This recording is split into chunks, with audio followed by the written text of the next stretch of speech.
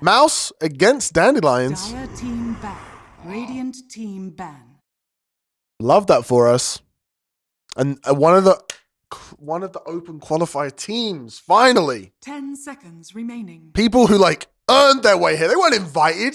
These guys, they weren't given, oh, here's a cushy invite to the closed qualifier. Here's it on a silver platter. Oh, look, the letter, we've stamped it with like wax and stuff. No. These people, they fought through blood, sweat. Do you know how many ancient stacks these guys went through? Probably like 3. Here through their blood, sweat, and tears. Going against the upper bracket. Oh my God, how bougie of MOUZ Sports. Looking to be a banger.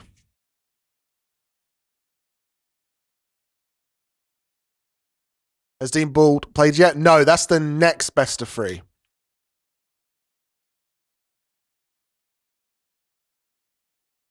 Radiant team. Hot take, Shadowfiend will be banned. Oh, I don't know about that. Wait, Shadowfiend wasn't banned. Wait, do you first pick it? Surely. Wait a minute. Wait. Radiant team ban. No, okay. I go for Dark Willow. Oh, I would have been tempted. Moment of silence for all the Archon players slaughtered in the open quals. You died for a good cause, guys.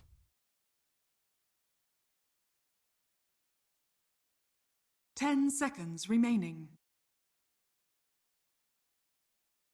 5 seconds remaining. There's the Kadara stack.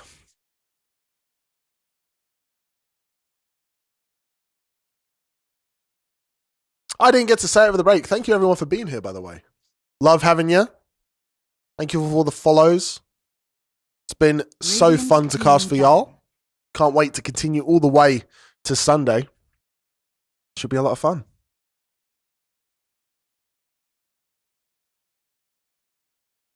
Shadowfiend is still in the pool, by the way. Shadowfiend continues to still be in the pool.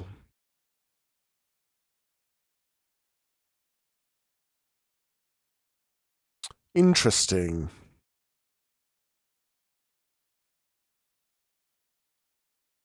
This is, and you know what? Dandelions get next pick. 5 seconds So, remaining. surely you don't ban it and you just pick it.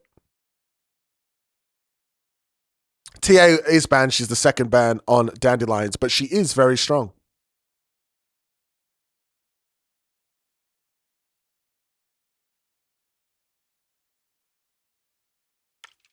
Like this just feels like a we pick Shadowfiend angle. Dire team pick. Yeah, they ban out Lifestealer.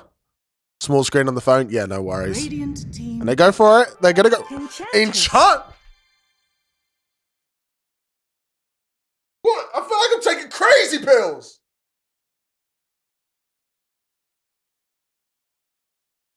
The one game someone says, guys, I think Shadowfiend's going to be banned. And it's 10 just not. seconds remaining. It gets this far into the draft. Are you serious? 5 seconds remaining. Shadowfiend has been played Radiant once. team pick. Gyrocopter! What? Huh? Shadowfiend has been picked once, banned 12 times, by the way. 10 seconds remaining. That he has had 100% presence.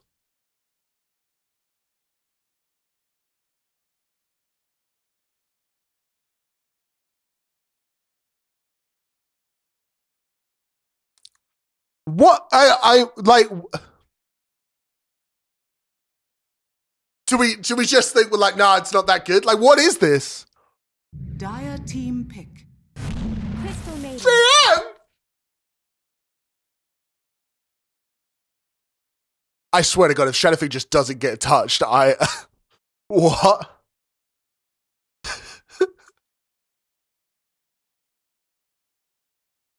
Ten seconds remaining.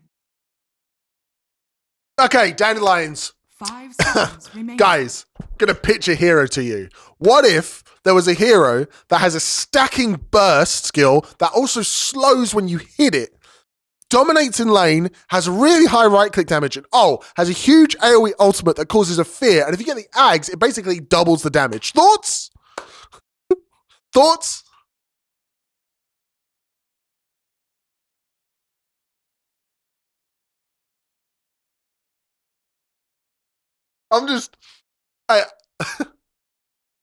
SF does not need an escape mechanic. I will come to your house. Dire team Hey, pick. SF, surely. Underlord! I mean, yeah, okay, Underlord's been getting banned a lot. Okay, he's been getting banned a lot in the last phase of the game. And they have the second pick here. So now it's gonna be Shadowfiend. 10 seconds remaining. Pick. I fucking give up. I give up. What the fuck?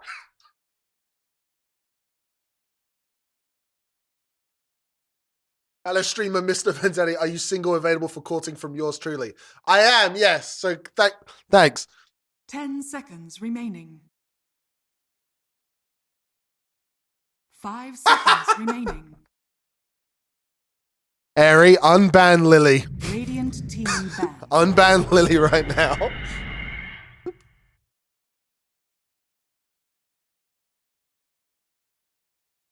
Phoenix gets through. That's another one who's been seeing a lot of bans. I am so confused.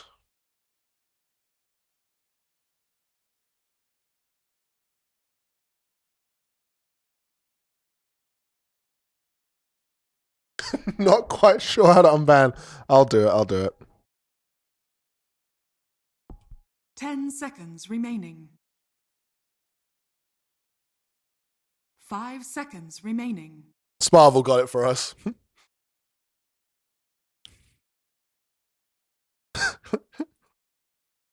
So does Shadowfiend doesn't get banned, I swear to God.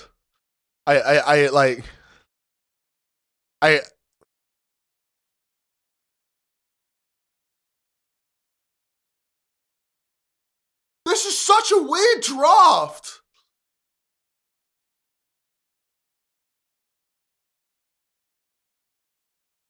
Like, neither of these teams want SF. Like, Dire team ban. Slaughter ban.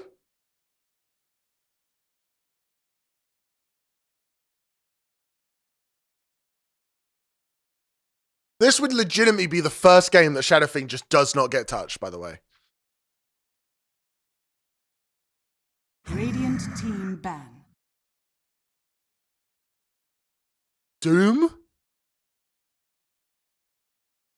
Dumb.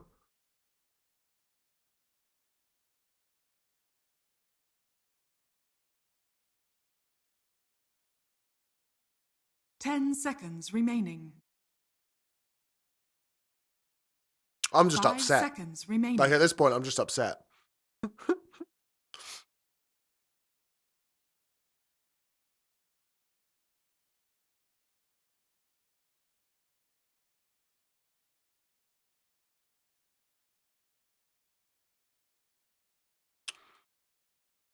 Come on, MOUZ. Save my sanity.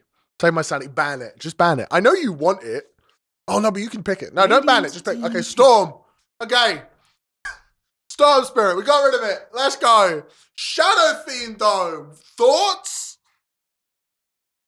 Dire team. Oh, fuck off.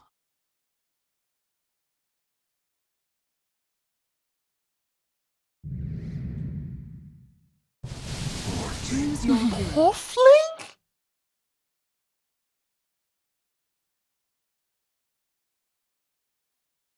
What is happening? How does Shadowfiend just not get touched? Are you serious?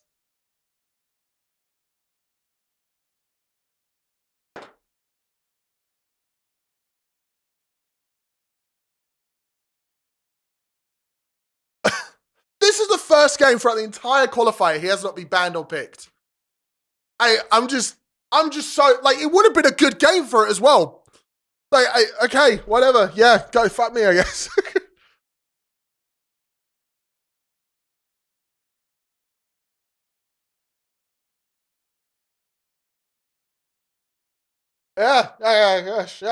Whatever. Yeah, whatever. Yeah, Sheffield Trasher. What do you mean so yesterday? It was banned today. It was banned in every game in the last best of 3.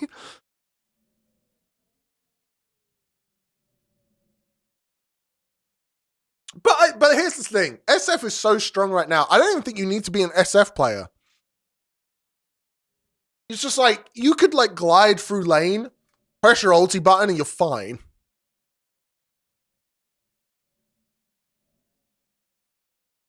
It's going to be a Morphling. Interesting. So, mid Tiny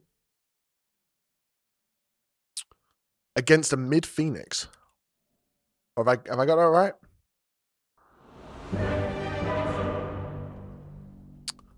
Interesting. Well, as I said, first open quali team, and I am still excited for that. I love watching these open quali teams. We've got the prediction going. Go spend your analyst points. Prove that you are the best analyst in chat. And prove to all of your friends that you know so much about Dota. Over on the side of MOUZ, we got Olnet on that position 1 gyro. Force. Going to be on the mid Timbersaw. Sorry, not Supreme. Supreme going to be on the Phoenix. Narman on the support Weaver. Bengen on the support Crystal Maiden. Kadaro himself on the support. Enchantress runs into a Weaver, but nothing going to happen. Nandi on the Pos 1 Morphling. Palentimos on that off lane. Underlord.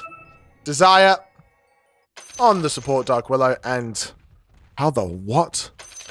Someone said this guy's name in chat and it didn't have numbers in it. Mo. I'm just going Mo on the mid Tiny. 30 seconds to battle.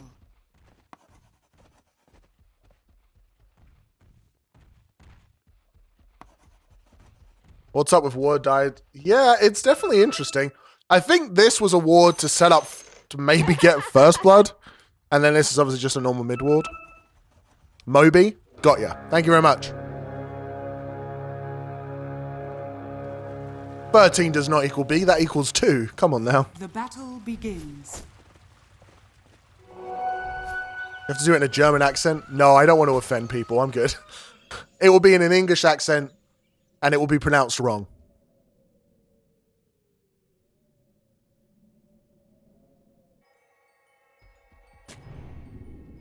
Zaya on the Dark Willow. One of the most hotly contested support picks. No, it is Supreme on the mid Phoenix. There we go. I did get it right.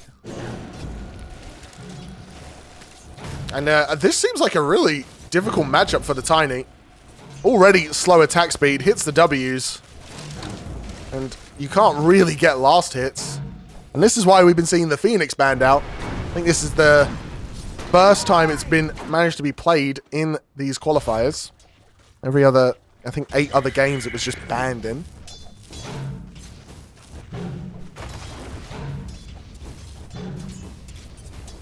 This mid Phoenix is what they've been talking about. Into melee matchups, it seems to be very strong.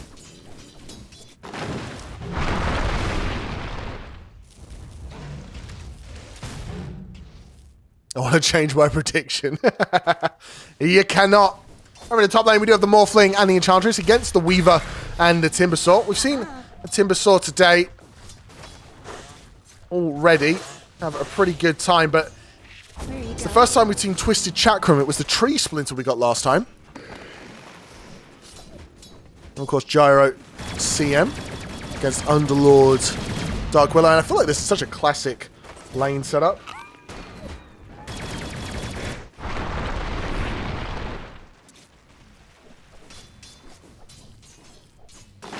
CM going to be there to provide a little bit of disable for Olnet to get those rocket barrages off. We saw Tomato play Gyrocopter to great success yesterday. He maxed the Q, but as you see with Olnet, used the flat cannon to keep the lane pushed out and to keep poking the enemy offlaner. We need to do something with the with the channel points. No. You don't need to do anything. It's just your analyst points. Oh, he gets a first blood mid.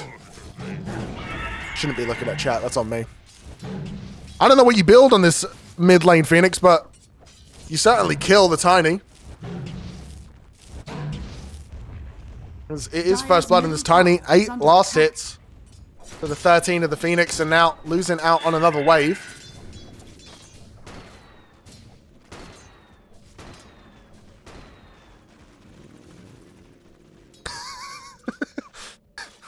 Lily, you're just so unhinged in the chat. If I didn't know that was you, I would assume that you were a bot or something. There's the timeout.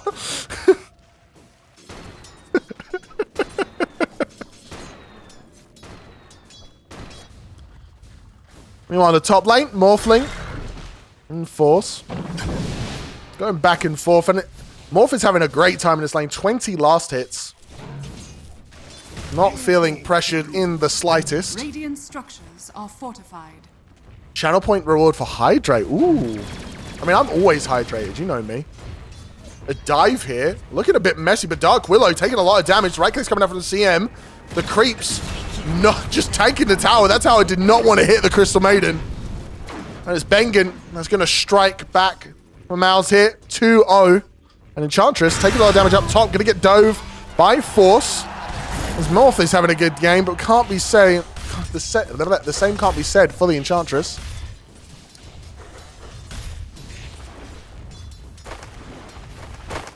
Once again, Tiny getting dove here.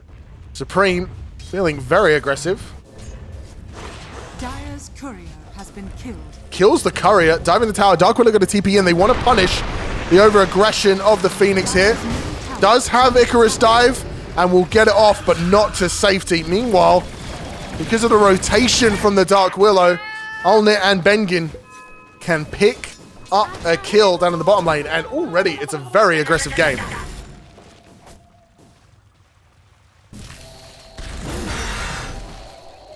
Force. White Lobe, Taro. Not really in a position to get the damage. Maybe I'm wrong. Force has to jump to the high ground, and Narman gonna try and get the kill, and he'll manage it. Dande going forward. Narman gonna pick up the bounty rune and get away scot-free. So MOUZ already 5 kills to 1. Gyro getting caught out down here. Has to head up away from the Bramble Maze, but will die. Meanwhile, Narman denied himself to... What is happening? They killed the CM. Stupid talent that stumbled onto a tainted. What the hell? I'm missing every kill. There's just so many kills this game. I should have had that coffee. I'm so hyper right now. Dande coming out onto the Phoenix. Level 6 already has the egg. Now TP's down to the bottom lane. Right, and pressure this Underlord once more. Level 4. The damage coming out thanks to the flat cannon rooted up. Right clicks. And Narman will be the one to pick up the kill. Rotates across the map. Dark Willow managing to get back to base. 6-3 in terms of kills. As MOUZ keeping the pressure up.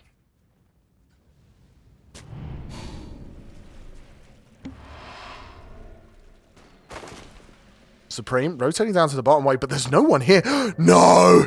He's TPing back in, Supreme. They get the root, they get the follow-up W, and there is a kill for Morph up in the top lane, but it's Palatimos. Level 4 just TP to this lane. He dies. They're looking for the egg on Supreme. Hits the W and the Spirit Vessel. Sorry, the urn even. Of course, they did get the kill up in the top lane onto the Timbersaw, but that is such a bad situation for the Underlord to be in. Use TP.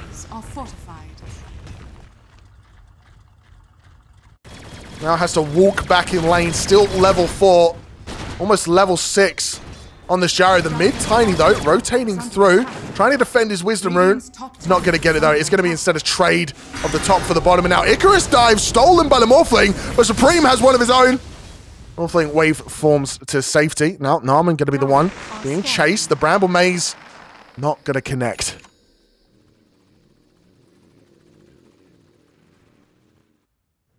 Supreme had such a good lane so far. We head over to the net worth, though. It is Morphling in the lead.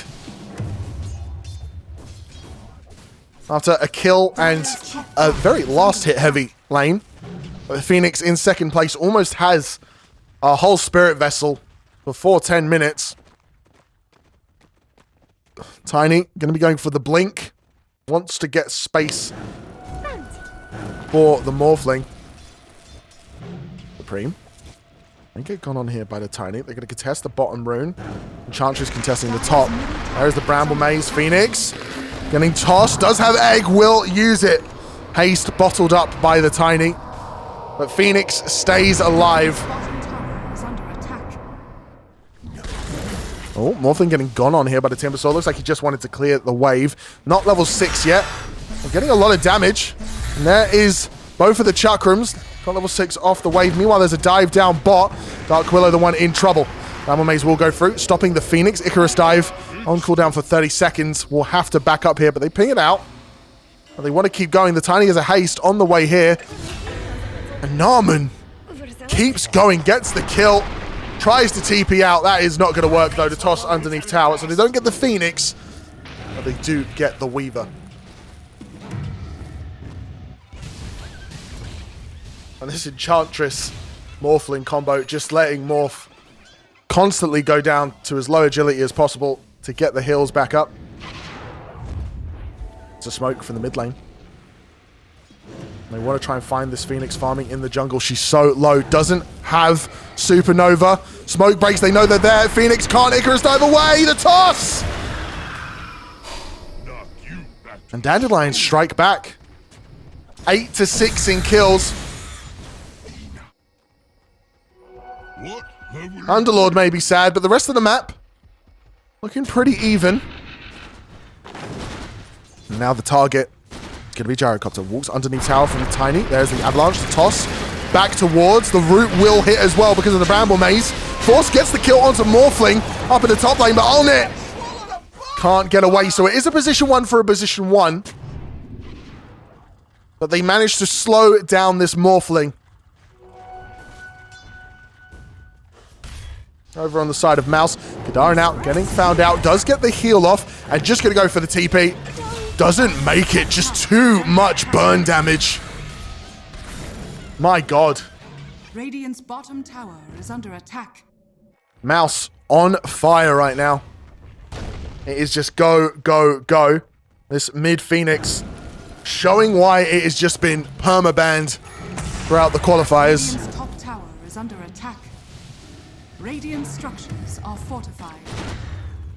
On it heading back bot after getting killed. Has his Falcon Blade, going to go for the Chrysalis next. Well, level 6 finally up on the Underlord. Morph getting dove here. Force going forward. And they've taken the portal! That is not what he wanted, but he's going through! Oh! He almost makes it, but Force boils the Morphling. Dandelions lose their Morphling for a second time.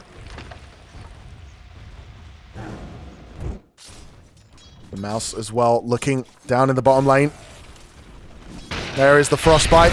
The Pit of Malice will go through, but there's the CM ulti just outside of it. Stunned up. There's not that much damage. The blink forward from the Tiny, looking to kill Gyrocopter. Gets a tree in front of him. There's an amplified damage rune as well. Underlord still quite healthy. Phoenix goes through. There's the egg. Force will pick up the kill, and the egg finishes the fight.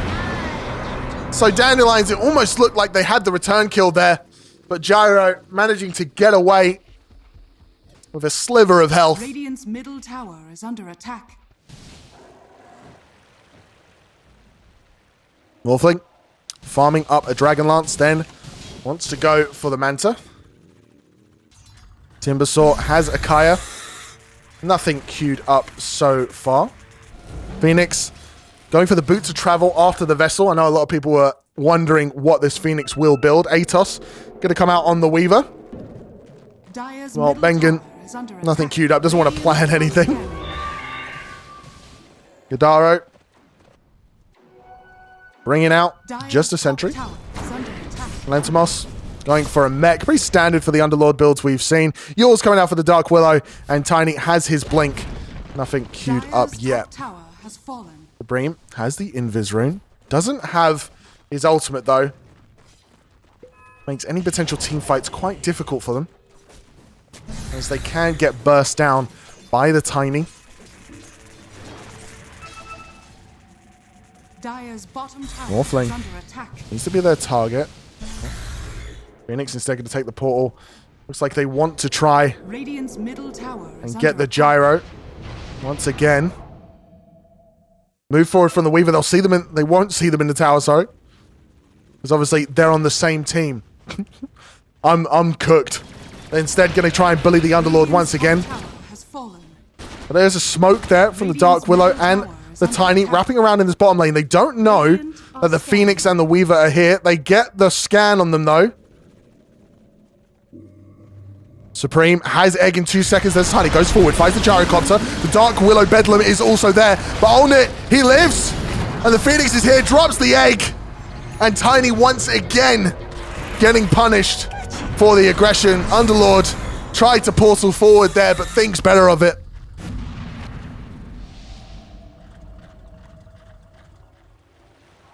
Huge stack here on the bottom side of the jungle.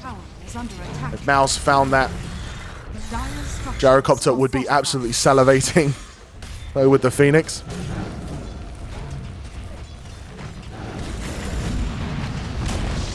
Dire's bottom tower has fallen. But still, despite how many kills in this game, only a 1k gold lead for MOUZ. There's Morph doing a good job of keeping up in net worth. Underlord catching back up, using the Firestorm efficiently. Tiny doing the same thing.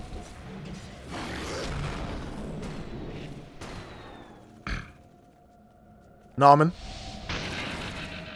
had a good game so far. Going for the Atos, almost has it. Enchantress farming very aggressively here. Kadara himself.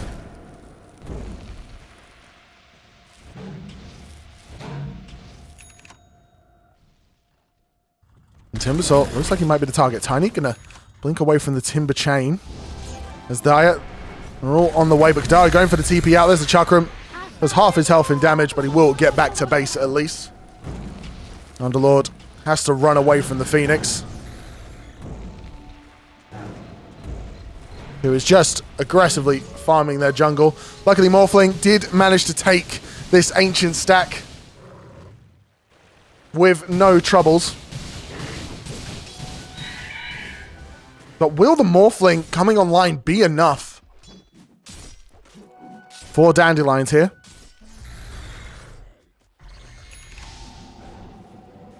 Mid lane, they spot out the Enchantress. The root will hit from the Frostbite. There's the Gyro. Oh, there is the Crystal Maiden. Oh, they're chucking everything onto Kadara, and somehow he lives through the majority of it. And there's the Sun onto the Underlord. He tries to TP out, but the Atos from the Weaver keeps him locked in. There is the stun for the Phoenix Sun. Another root from the Frostbite, and Olnit will be the one to pick up that kill. Radiant's bottom tower is under attack.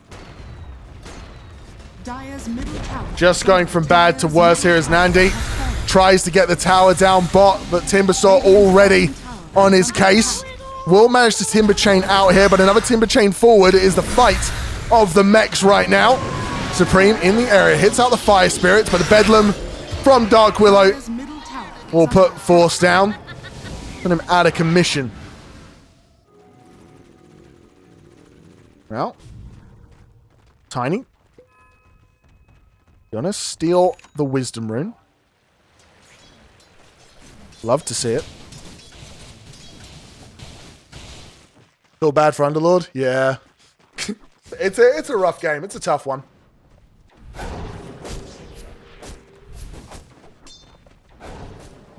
Enchantress level 9, farming away. Though is the CM. Oh. Phoenix shows in that middle lane. Radiant are scanning. Dark Willow probably got a little bit of a fright there. Gyro coming towards their Ags and their BKB. And while Timbersaw has the blink going for an Ags of his own. Morphling about 1,000 gold away from the Manta. Underlord has the mech going for that pipe. Tiny going for a BKB of his own after picking up that Echo Saber. A lot of tier 2 items getting found here. We got a Philosopher's Stone, Vambrace, Specialist Array. One of those on the gyro.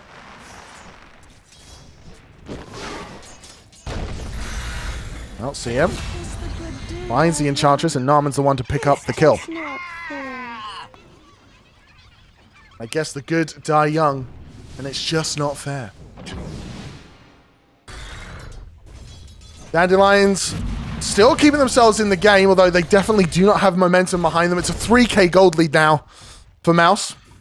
Dire's top tower is It feels like Dandelions, whenever they try and get aggressive, it just gets punished, and they've decided the way to handle that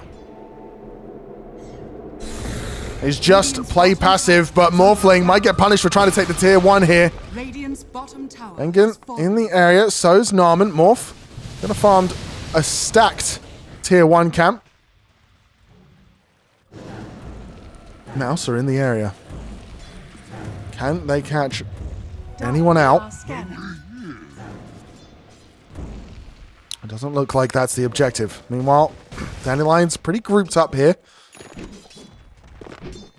Tiny aggressively farming the enemy jungle. Now, Timbersaw walks up, has that blink, remember? Shadow Realm immediately used by the Dark Willows. Tiny clears that bottom wave and then TPs out. Nothing to be done there. Good evasive maneuvers there by Dandelions. They do not want to fight. They just want to push waves, get farm. And it's worked out for them. The net worth lead for a second only went down to 1k. Where's my pension? Dark Willow gonna find Olnit. Starts to right clicks. There's the Shadow Realm. The missile will go through. Gonna get the stun, but it won't do much. Now Olnit in a little bit of trouble, but has BKB before Ags, and it seems to have surprised Dandelions a little bit. But that will be his first BKB usage. A 9-second. Baited out quite early, and now they see that. They're going for a smoke, and it's a beautiful smoke play. They see the cooldowns used. They know now they should be stronger. Manta up on the Morphling as well. Going down to the bottom side of the jungle, assuming that they would want to go to the opposite side of the map that they just had a fight in. See Timbersaw down in the bottom lane. They ping it. The Bramble Maze being used. Yule's up into the air. Bramble Maze to follow up. They get the definite route. The Avalanche is there, but the Atos onto Tiny. They might be able to get a turnaround. Tiny going to be one to pick up that kill onto Force. Now Morphling looking for more. Timber chains forward. Underlord uses the Fiend's Gate. They find Bengen on the tip of the route. And it should be a dead CM. I'm sure Morphling will have no problem diving this as a Timbersaw. Gonna get rooted by the CM. Take some tower shots, but there is the Avalanche. There is the waveform. There is the kill for the Tiny. Radiant's bottom tower is under attack. Gyrocopter heading down to the bottom lane. Now going for his Ags. Decided to delay it for that BKB, and it has already saved his life, but it definitely slows down his farm. Radiant's bottom tower is under attack.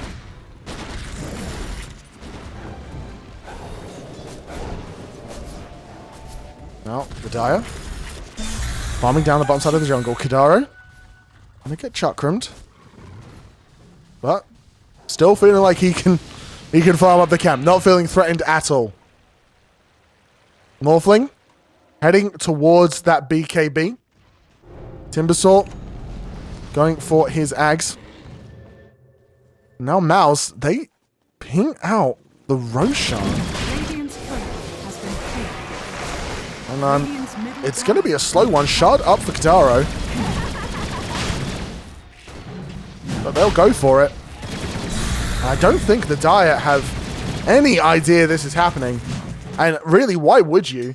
It feels like such an odd Roche timing, and it's working out in their favor. Tiny pushing out the top lane means there is going to be a TP from the Enchantress. Looking for a Wisdom Rune, but it has been taken.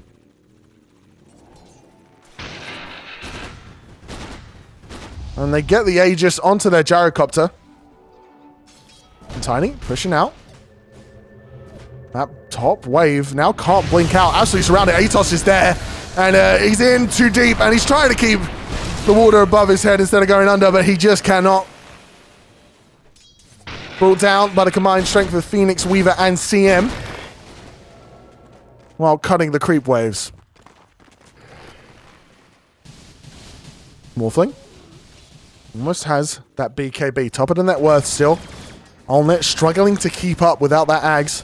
And now, Dark Willow going to be the objective. Atos is there. The missile follow-up. Force throws out the Chakram. And Dark Willow, you may not be able to be right-clicked, but you can be walked through. Narman puts you down with Shikuchi. Desire unable to escape that one. Radiant's bottom tower is under attack. Crystal Maiden has a Solar Crest going for that Force Staff. Almost has it.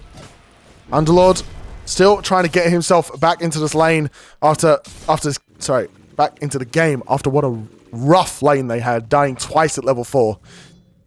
Has 2 defensive items. Gonna go for the Guardian Greaves next.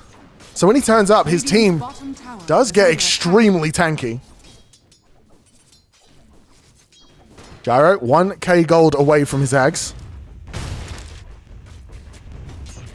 Tiny finishes his BKB by deconstructing his Echo. And wants to finish up the Echo once again. Dire's top tower is under attack. Dire's structures are fortified. Allnet pushing out the tower. Has his team behind him. This mid-Phoenix feels like he's done so much work this game. And we haven't even really seen Sunray to try and keep the Gyro alive. He's going for the shard. They can take the portal. Pressure that Morphling down in the bottom lane. Dire's top tower is under attack. Radiant's bottom tower is under attack. 4-man smoke here. Morphling gets the tier 2. So far, feels like he's getting away with it. Level 18 to the 16 of the Gyro. Now they want to go on the Gyrocopter. And he's rooted up. And he's killed. The stolen stun from Morphling is enough. Force goes forward, gets the Chakram. Kadara in a little bit of trouble, half health. But there's the root from the Underlord. He Fiends Gates in the reinforcements, and they get the kill on the Timbersaw. So they get the Aegis, and they're gonna kill the bird as well. Tiny will go down. Not Tiny, fucking Phoenix will go down. Tiny will be the one to get the kill.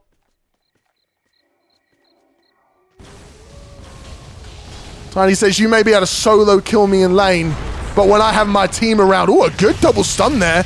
Doesn't look like the Dire want to follow up his Dandelions. They get that momentum back now, a 4k gold lead. Flexing their open qualifier muscles.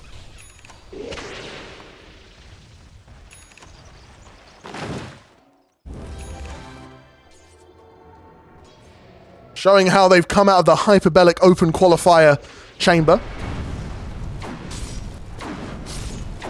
Some of those words were legit.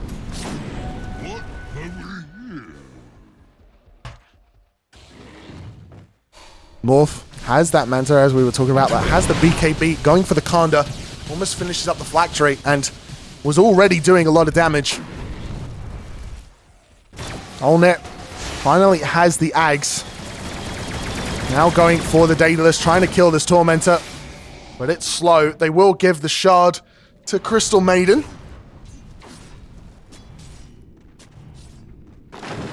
As the Dire group up top. Morphling not there though. Choosing to push out the bottom lane, but the Dire should be strong enough without him. A lot of burst potential with this tiny Dark Willow.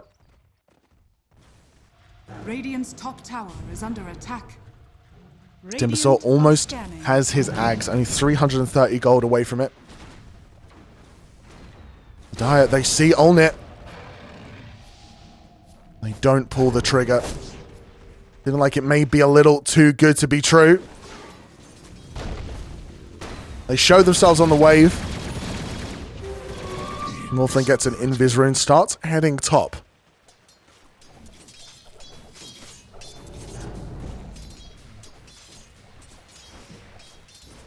May be able to burst someone down here if they find a support.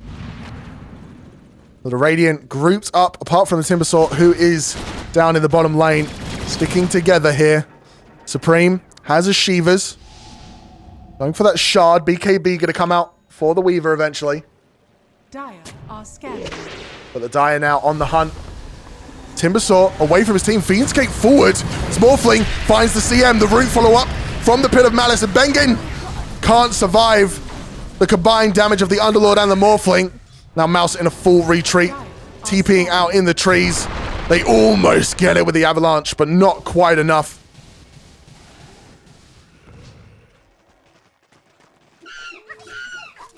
Only 200 gold until the Kanda is up on the Morphling. And he's going to get the Wisdom Rune, continuing his way towards 25. But Naaman is here in the area, is invis. He manages to get it, and then ulties back to safety. No fucks given from Naaman there. Does the ballsy play.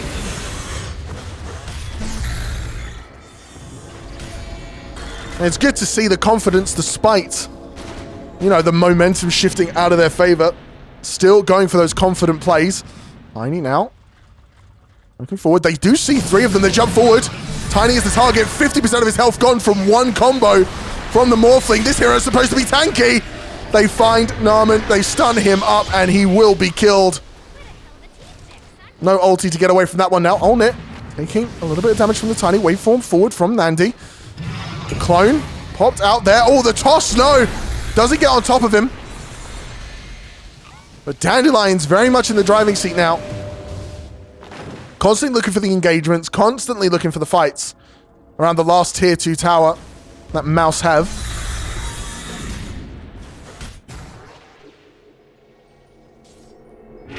Portal out from Bengen. The fear. Oh! Just quick enough from Bengen to get through there. Radiant's top tower is under attack. Well, Shiva popped by Supreme, just trying to farm up these waves as the Dire are playing on the top side of the map. They will get the tier 2, the last one.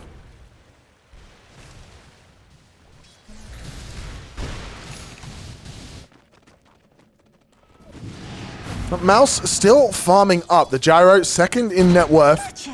Only 500 gold away from his Daedalus. Phoenix has the Shard now, so can help keep the team alive when in egg. Also has the level 3 ultimate, which is pretty big in terms of keeping the egg alive.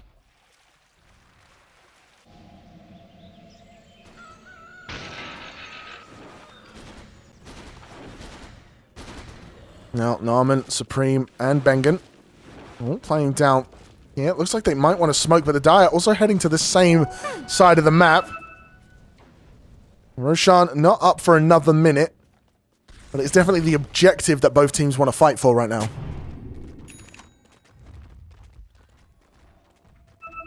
Daedalus finished up on the gyrocopter, and that is their sign to go.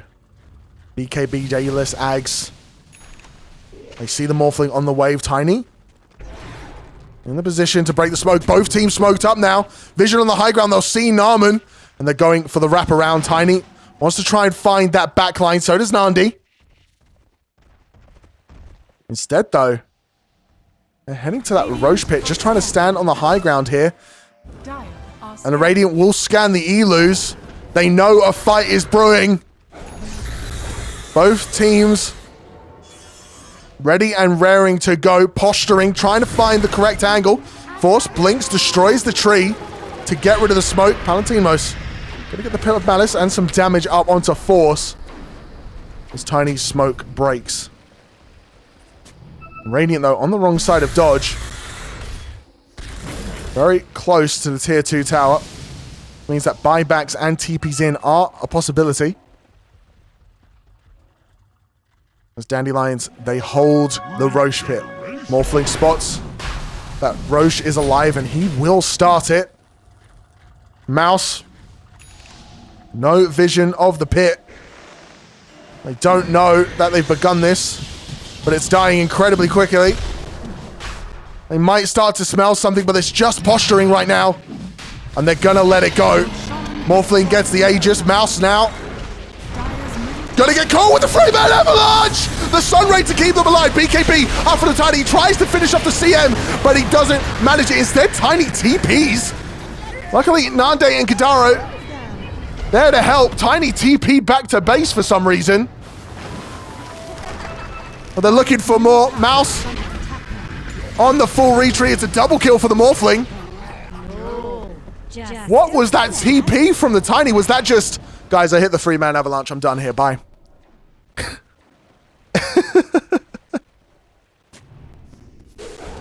I got them all. Guys, you don't need me anymore. I'm going back to base.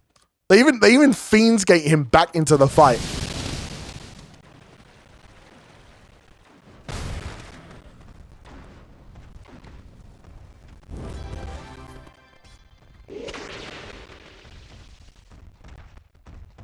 Now, Dandelions on the precipice of taking game 1. Showing why this Morphling is something to be feared, even if it's not in the hands of Miracle. Supreme gets the kill on Dark Willow up top. Did have to use Egg for it though, which means there is no Egg to defend the high ground. Force. Gonna get some damage on the Morphling. Rooted up, Chakram going through, but can just start shifting to strength. Manages to jump out of the back. Doe audio.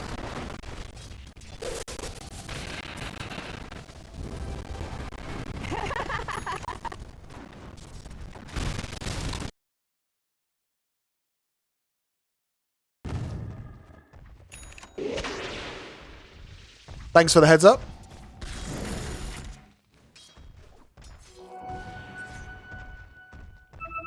It is a bug that has started happening ever since I updated OBS a few weeks ago.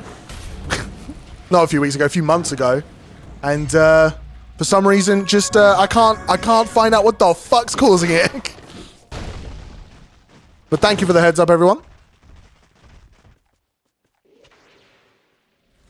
And thank you to the teams for not team fighting while that was happening.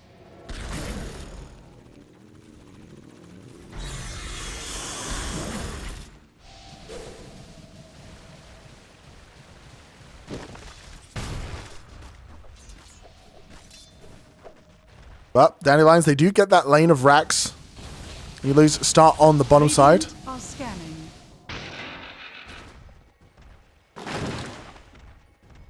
Dire are scanning. Yeah, Ob's got that Snapcrackle and Pot Rice Krispies. I don't know what it is. Oh, Fiend's Gate tries to go on the CM, but instead Tiny that finds him, tosses him back towards the Dark Willow, and Nandi puts them down with the adaptive strike. Alright, quick ban there. Dennis, good job. Nandi stands on the high ground, and they're fine with tanking this. 16k up. Not feeling very threatened. CM will buy back. Nandi, though, still does have the Aegis. Doesn't manage to dodge the stun from the missile, but they will get the racks in. A great toss combo from the Tiny means that Supreme is dead. Doesn't even have a chance to get the egg. Force also rooted up and killed. Buyback from the Phoenix. Buyback from the Timbersaw. They want to defend the base, but this Gyrocopter feels unkillable, and if you put him down once, he will just get back up again. Narman goes for the backline. Egg to come through is Nandi just going to wave form himself to safety. 3 buybacks from the side of MOUZ. They do manage to keep their melee racks alive, but not much else. And now they will march towards the bottom lane. The root hits on them. There's the Chakram as well to keep poking him down. There you go. Does manage to dodge the stun this time. Satanic going to be used from Dande. There's the Gyro ult trying to clear out anyone that they can. Root up onto the Morphling. And there's a lot of stuff this Morphling has to deal with. Will be force staffed to safety by the Hurricane Pike. Now just walks back onto that high ground. Starts right-clicking once again. The ranged racks will fall. Fiend's Gate going to be used to get the root onto the backline. Underlord joins his team. A Tiny finds the Weaver. There is the stun as well. So many stuns going out right now. Tiny going to toss back. The Phoenix doesn't have egg. Will instead dive themselves to safety, only to be killed by the Rock Giant. And GG is called by MOUZ. And Dandelions take game 1. The open qualifier team strike true in the first game. Can MOUZ keep their dreams alive in game number 2? Game 2. Can MOUZ strike back? Remaining. One more loss, and they are just out of the running 5 seconds for remaining. TI. Oh, Dandelions have Radiant team ban. A, Radiant team ban. a draft Dire team penalty. ban. That's interesting. Do we know why? Radiant team ban.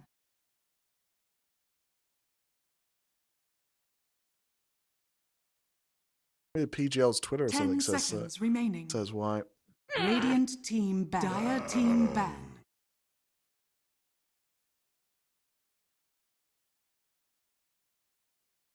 No. 10 seconds remaining. 5 No, they don't seconds say remaining. anything about it. Interesting. Dire team. Radiant team pick.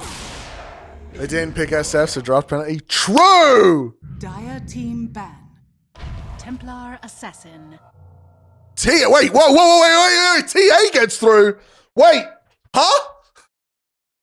What are these drafts? What the fuck?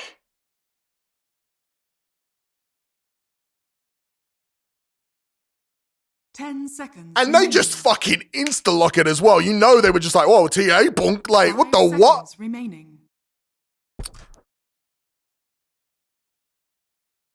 How in the what in the... Dire team ban. Now, Enigma also gets through. Black Hole.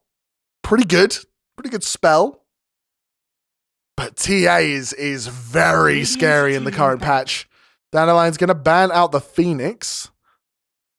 Which is interesting. I would have expected them to have wanted it. Very good combo with the Black Hole and pretty decent against TA. Of course, not as good as it used to be, but... 10 seconds remaining.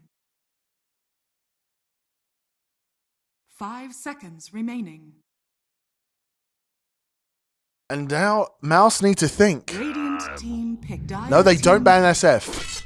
Instead, they just insta-pick Pudge. What is happening? What are these drafts, man? Like...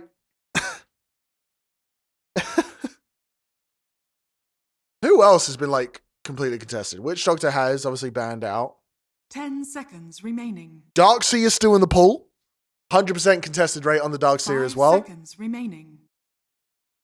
Weaver, still in the pool.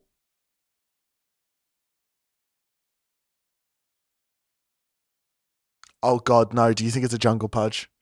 Do you think they're going back to... Do you think they watched OG and they're like, wait, we can do that? Oh, the tie-in from Dandelions.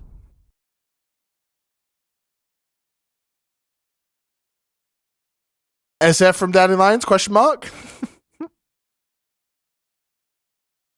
No way, they both just ignore it. I know what you guys are saying, and they don't really 10 have an SF seconds player, but it remaining. feels so strong right now. 5 seconds remaining.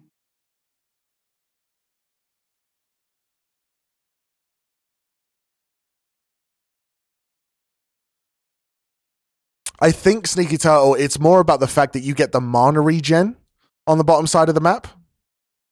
Because he started with the Bazzy and the Sage Mask, and then started in the bottom side of the map where he would get the mana regen passive.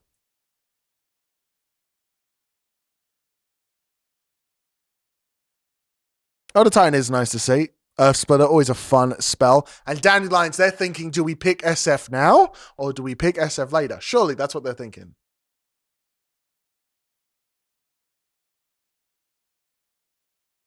Do we do it now? SF? I mean, Earthshaker's fun. It's a fun hero. Loads of, actually, wow. I just opened my eyes and saw Dandelions have some insane team fight. Black Hole, Earth Splitter, and Echo.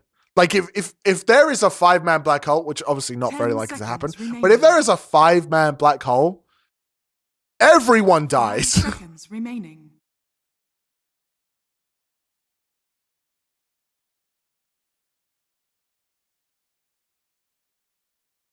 Going for the classic TI kind of team fight comps. Mid Enigma, Darkseer off lane. I mean, Darkseer still in the pool. Maybe we get it. Maybe we get. I mean, what do you get for what's a team fight pods one? You can go Monkey King, I guess. Faceless Void. And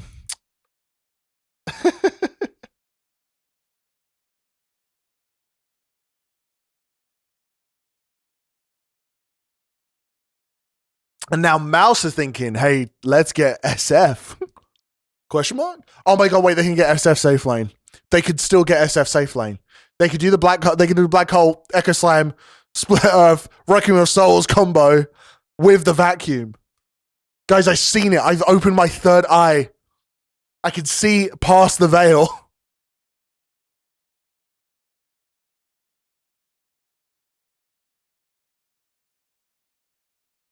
Radiant team. MOUZ picked the Darkseer. The dream is dead. Dream is dead. Good pick, though. Darkseer Pudge, very strong combo.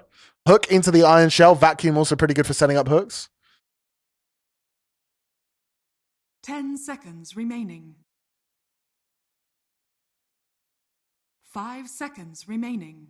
I am interested to see what MOUZ go for next, because unless it's a Darkseer support, they really need to pick up a support now. They have last pick as well, so because it's probably a safe lane TA.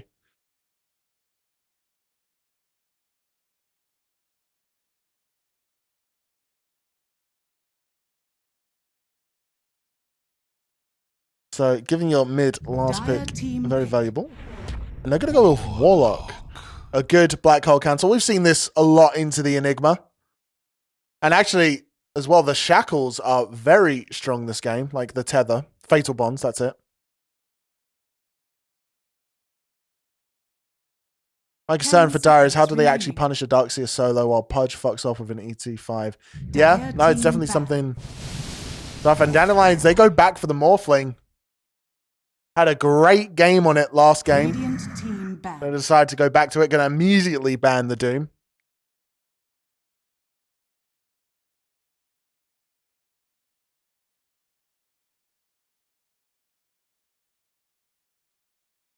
I mean, I'm just saying. What do we feel about mid AA? Thoughts? 5 Thoughts? seconds remaining. What do we think? Because I actually do think it fits their comp quite well. Dire team ban. Ember Spirit and Storm Spirit gone, so I think Dandelions are looking for their mid. Does not sound awful. You take that back right now. But also great. Thank you. Welcome back into my inner circle. 10 seconds remaining. 5 seconds remaining. Last ban here from Dandelions, and will they see the mid AA? I've lost my mind about the fact that SF is just not being touched, by the way. Like I've internalized it. I've not moved on. It is now ingrained into my being. I hope both these teams are happy. I have trauma now. Thanks.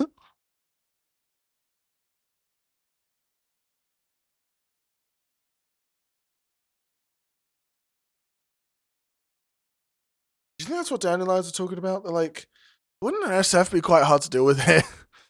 I don't think it would. I actually think Dandelions have plenty of tools to deal with an SF. I don't think MOUZ want it, and obviously Dandelions don't want it. I guess they could. They could put it mid, but team pick. well, they're going to go with the Cole. That's an interesting one. Death Prophet. For who?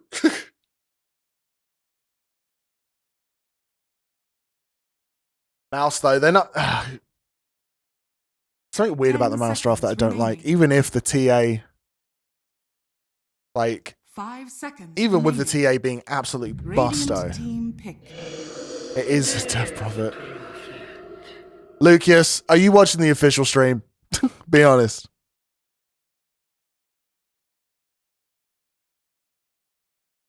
I mean, it's a very tanky team.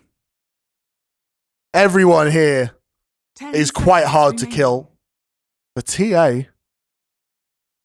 5 seconds remaining. And actually, MOUZ do have a lot of damage. The Warlock with the Fatal Bonds, the TA there.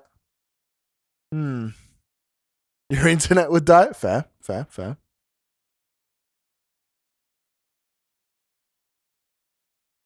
I just don't know how... The problem is with Dandelions is I don't know how their lanes go. Like, Enigma obviously has an okay lane, not necessarily against TA, but in general. Elder Titan's pretty good at laning. Earthshaker feels very hit or miss. Morphlings in this tournament have had very good lanes. And Death Prophet, yeah. Like, do they get out of the lane strong enough to have an impact? It's going to be the Underlord.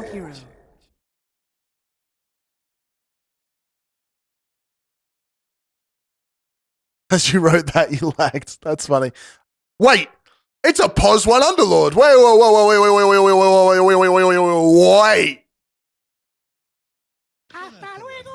Hasta luego indeed, buddy. Hold up a second, everybody calm down. The O-Taker build. I don't know what that is, Moldin, but welcome to the chat, bud.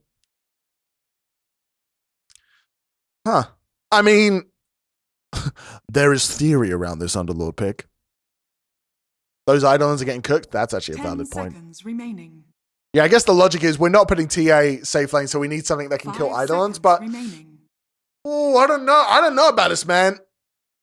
I guess he may also survive a black hole, but would he survive a black hole, an Elder Titan ulti, and an Echo Slam? That's the question.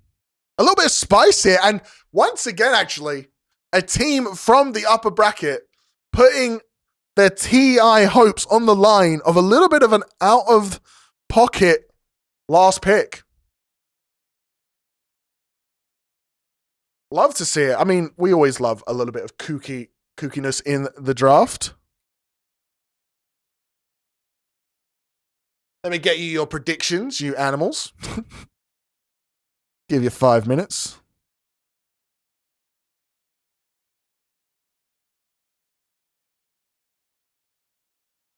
You gamblers. Don't forget to spend your internet points, your analyst points, and bet who you think is going to win. The timer is on 5 minutes, so you can wait to see if there's a sneaky first blood before you vote. These teams trying to put the SF contest rate in the bin. So true.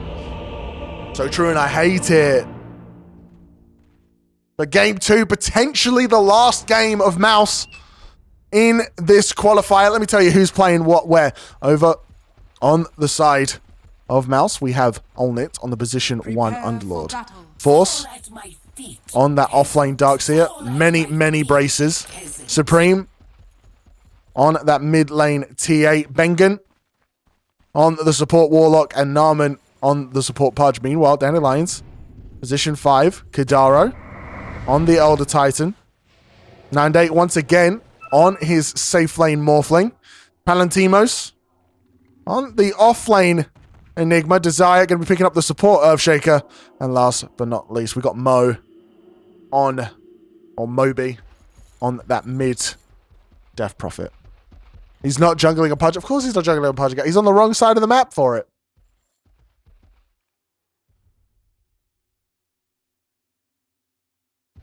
"30 seconds to battle."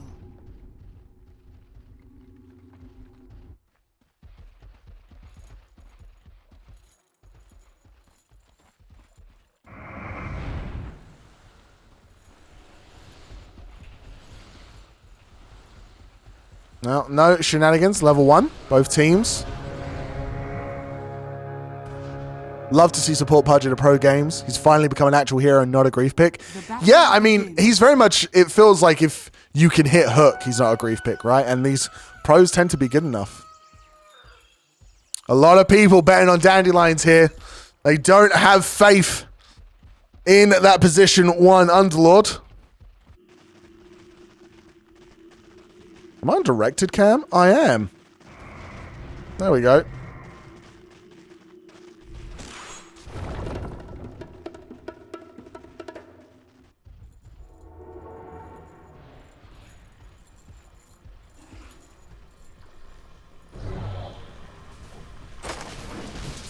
Dande and Force.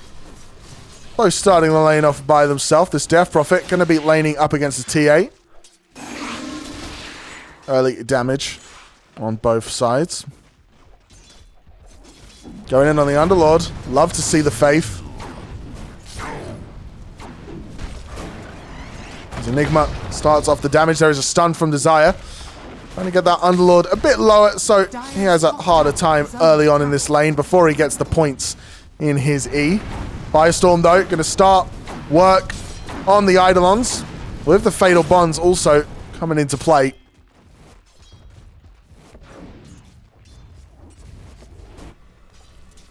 Meanwhile, up in the top lane, Force, not farming in the wave. Believe he just pulled the creeps back.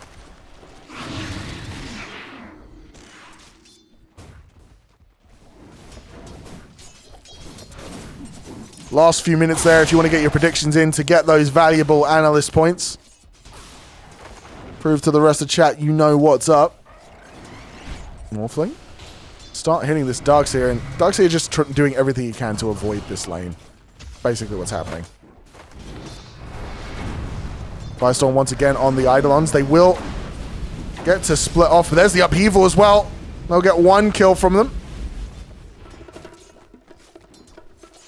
This TA, though, in the mid lane, starting to get a little bit of a lead with the last hits. And Darkseer up in the top, also taking the lead over the Morphling. A very quiet lane, especially compared to that first game.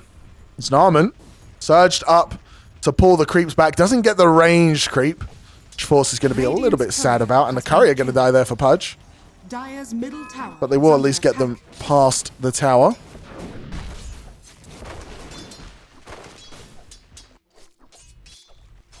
Supreme now. 15 last hits to the 11 of the Death Prophet. And this is the power of the TA that so many teams have been scared of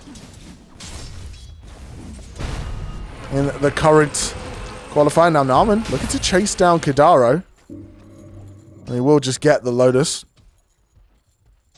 Morphling farming behind his tower. So is the Darkseer. Both laners happy with the situation. A free farming Morph and a free farming Darkseer.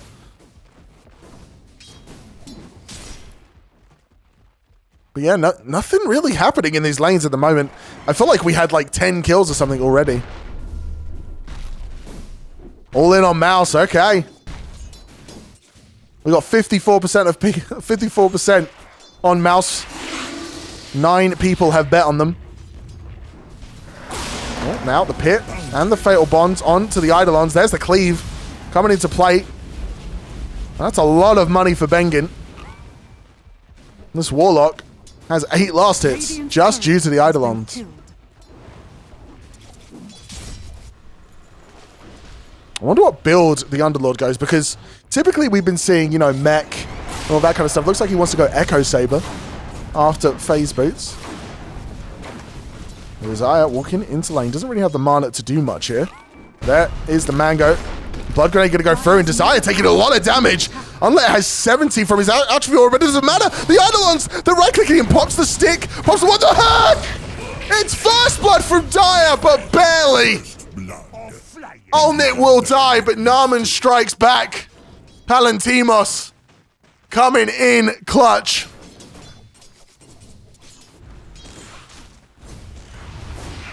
The Pudge realizes he doesn't really need to be in the top lane anymore. Force is just kind of stealing the creeps from under tower. But a beautiful hook there from Narman to get the return kill on that Enigma. Now, not great for Olnit, as he did die before then, doesn't get the XP. But still, happy for the revenge, I am sure.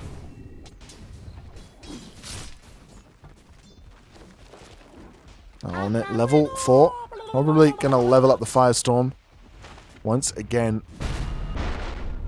I know I'm looking at the bot a lot, but there's just not much happening in this top lane. Morphling just farming up underneath his tower, healing up there. Mid lane is a little bit of a handshake. TA unable to get much damage down on this tanky Death Prophet. Also, just farming up the highest. Whoop. Radiant's courier has been killed. They get the kill.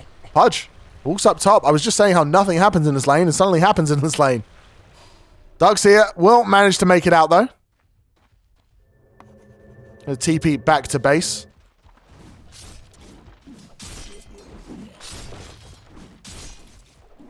Pudge TPing to mid. We're going to get the regen onto Supreme. Iron Shell up on the Pudge. If he hits a hook, it could be a potential kill. Now Earthshaker going to get the stun onto Underlord. The follow-up Malefice is there. Firestorm starts chunking down that Enigma, so he needs to back up and own it. Absolutely fine. Just farming up.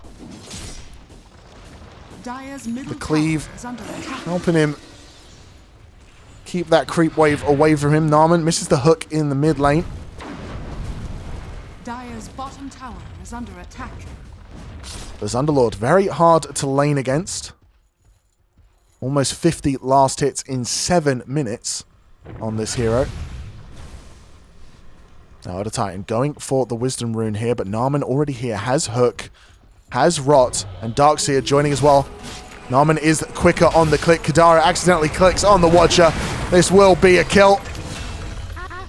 As the stomp doesn't go through, Narman will be put down by Kadaro, and that is another Flesh Heap stack for the Pudge. Gotta remember that infinite scaling. But it is still 1 Wisdom Rune per team. If we go over to the net worth, we'll see Morphling, actually the one at the top here. 21 denies, 44 last hits. TA very close behind, though. So is Death Prophet. Oh, Bengen accidentally walks into 2 of them, and that is a dead Warlock if I've ever seen one. Underlord doesn't even start walking over. Like, no, you're just dead. There is nothing to be done. RIP. I'll be at your funeral. I'll speak if you want. Are you still alive? No, you're dead? Okay. Oh, smoked up. Death Prophet here has ulti. Would like to use this to gank and then potentially get the tower, but she just shows herself. Own it. Manages to dodge the gap. Meanwhile, Morphling dies in the top lane. To the Darkseer. What the hell? Dire's top tower is under attack. Wish I could have seen that. That is on me. My bad, guys.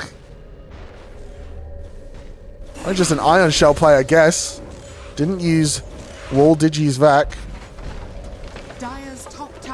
And this tower is just going to die, thanks to the Death Prophet ulti. It hasn't really been able to farm anything during this time. A little bit scared of getting gone on. Black Hole is up for the Enigma. Bengen. He's in the area, but doesn't have 6 yet, so can't cancel it.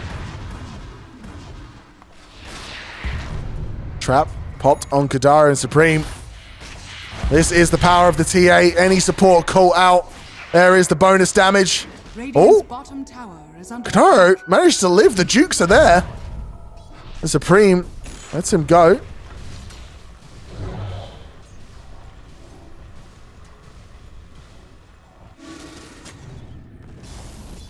Dire's middle tower has fallen. No. They're not all going to have 3 games today. They're not all going to have 3 days today, Lucas. We don't need to... It's the 12-hour stream isn't like a record we need to beat. If anything, it's like speed running. So you actually want to lower time.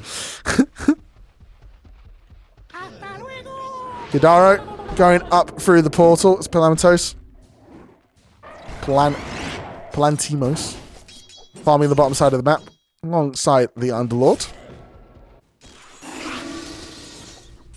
And you know what? I just realized why there is less blood in this game. And it's because MOUZ were the ones like being aggressive in the first game. And now they're 1 loss away from losing. They are not feeling themselves, but they are feeling the hooks. Katara going to get hooked up by Narman. There is the Surge. Palatinos, meanwhile, down in the bottom lane, going to get the kill onto Olnit.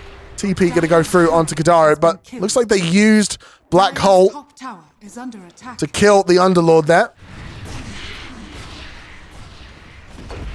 How do MOUZ ever kill Morph in this game? I mean, TA is kind of the answer, right? But you're right, it's definitely difficult. top tower has fallen. Also, Wall of Replica, pretty good against a Morphling.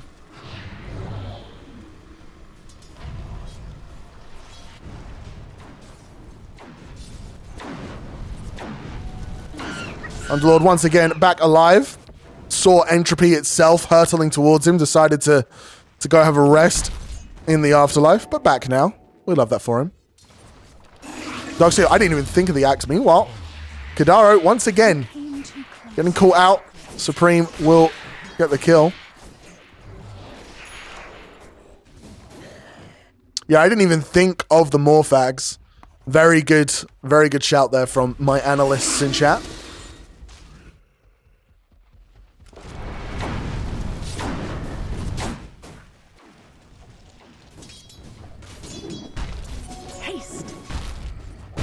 TA just where the hell's TA? There she is. Just farming up, but it's going to be farming up on a hero. They find the Enigma. Good interrupt of the Dismember from Desire. But it, again, it just delays the inevitable. The Fiend's Gate going to bring in the Underlord with that extra bit of damage. Look how hard he's hitting. Over 300 damage right now. He just wants to farm some creeps with this cleave. Oh, look at it. Oh, it's beautiful. Oh, look. I'm pretty sure Warlock got every single last hit there apart from one.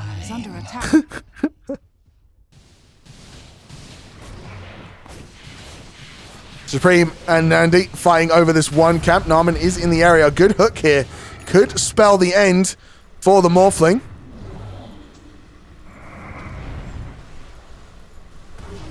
As MOUZ get the 3k gold lead at 12 minutes. Dandelions not managing to pull out the early game as well as they did the first game. Granted, they weren't the ones with the advantage in the early. And once again, actually, now I'm realizing the team with the early game advantage lost again. What is happening?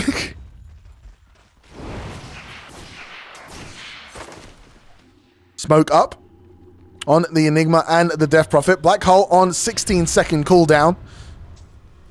I doubt they'll need it, no, as they have the Malefice to stun up the Darkseer. There's the Arcane Rune used. Silence will miss, but they have the Atos from Kadaro. The hook from Narman will miss. The Wall of Replica is there. Nadi taking quite a bit of damage, but will survive. So they throw everything in the kitchen sink, but they do get the force kill. Now Pudge will be the follow-up. And a good stun from the Earthshaker. Bacon stuck! He has ulti, but I doubt he'll use it here. The hook from Narman, but it just leads him towards the Morphling. Oh, he steals hook himself, but can't quite land it. Slow from the TA, a good three-man route, but they Atos up onto the high ground. The Dire don't seem to want that smoke, though. They have Echo, they have Black Hole. TA gonna jump themselves to safety with that Blink Dagger. They do also have the Dragon Lance. Morphling has the Yasha going towards that Manta. Only 400 gold away from it, while the Atos from the Death Prophet, we've seen it already pay dividends, getting them 2 kills out of that.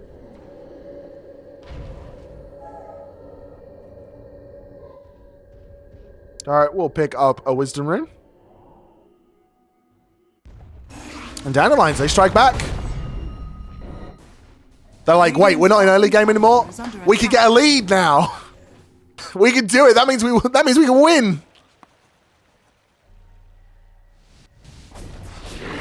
TA going for her shard next. Has an Invis Room in the bottle. It is a smoke up for the Pudge for the Warlock. Warlock ulti still to be used. Dart scouts out Supreme. They may not realize there is smoked up supports up here. Earthshaker has the blink. Hook from Narman. Interrupt on the Dismember with the Earthshaker. A good pit from Odin, though. Takes the bottle. Echo Slam onto 2. Baker going to drop the rock onto Palatimo. So right now it's a 1-for-1. Morphling looking to try and get out of this one. Good sleep from Kadaro. Stops the Darkseer, but they're slowed up by the TA, who has Blink in 1. Won't even need it. The upheaval is there. Kadaro can't walk his way out of this one, no matter how big his briefcase is. Gonna get a sleep? No way! Sleeps up underneath the tower. Blood Grenade. Morphling goes forward. And Kadaro lives. All in all, 1-for-1. Dande looking for more. 600 health on the Morphling. The blink reveal on the Earthshaker is a little bit underwhelming. Black Hole did go off, it seems, but didn't get much done. Now Supreme looking for the Enigma. Doesn't have any help in the area. So it could be an easy kill if they find him. Instead, though, they're just going to contest the tier 2. Will be a fortification. And Armament now out fishing. But Enigma no longer there. Sleep onto the TA once again. Kadaro doing a great job of delaying this TA. While Morphling farms up in the bottom lane. Heading for a Skadi. Next item just wants the tankiness. And we get an amplified damage on the Death Prophet. They find Force. There's the root. The Wall of Replica is there, but Death Prophet has used ulti. Sleep into the slow. Can they get the kill? No!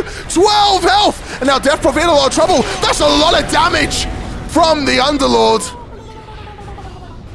And she can't get out. Enigma has no way of saving themselves here. As TA just right-clicks them down. The silence up on the Earthshaker means he can't hit the Fisher. Will finally get it. Can't blink for 9 seconds, though, and will just be walked to death. The hook hits. Unlit tries to catch someone in the backline with the Fiend's Gate, but won't manage it. The Underlord just absolutely devoured that Death Prophet.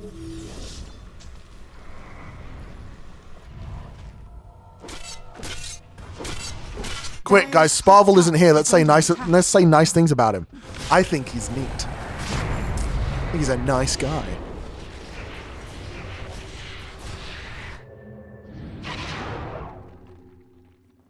Mech up on the Enigma, going for that pipe next.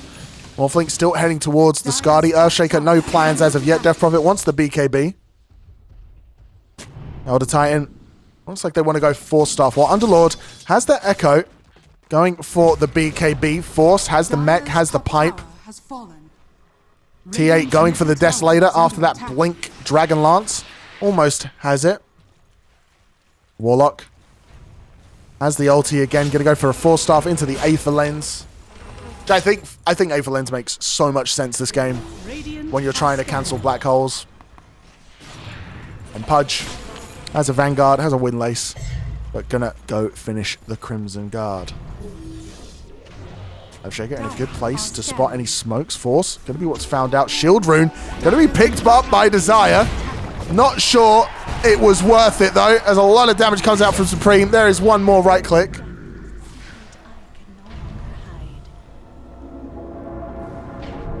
Spicy hot water in the it's called tea in the UK, is it? Yeah, kinda. Thankfully, Sparvel is my main mod, and he's gone to get water. Oh no. Fiend's Gate. From the Underlord, they want to try and find this Morph.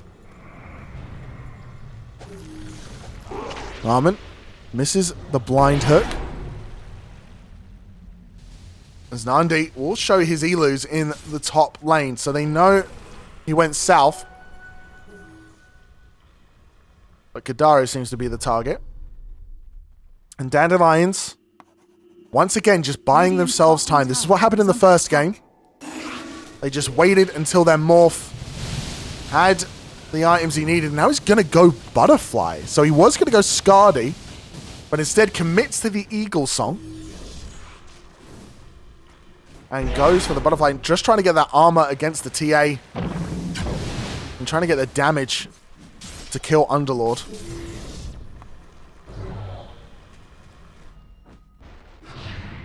Dire's middle tower is under attack. Radiant's top Templar tower Assassin is under almost attack. has the Desolator. Hunting mid, so many traps. All around. Enigma scouting out with his Eidolons. Will TP back to base. As Death Prophet farming on the opposite side of the map. And so is Dande getting the tier 1 top. Well, the Radiant MOUZ, they're a little bit slow to respond here. Instead, going to go for the tier 1 tower bot. There's Underlord. Oh my god, I'm excited. Oh, look at that damage. Look at that cleave. Just melts it.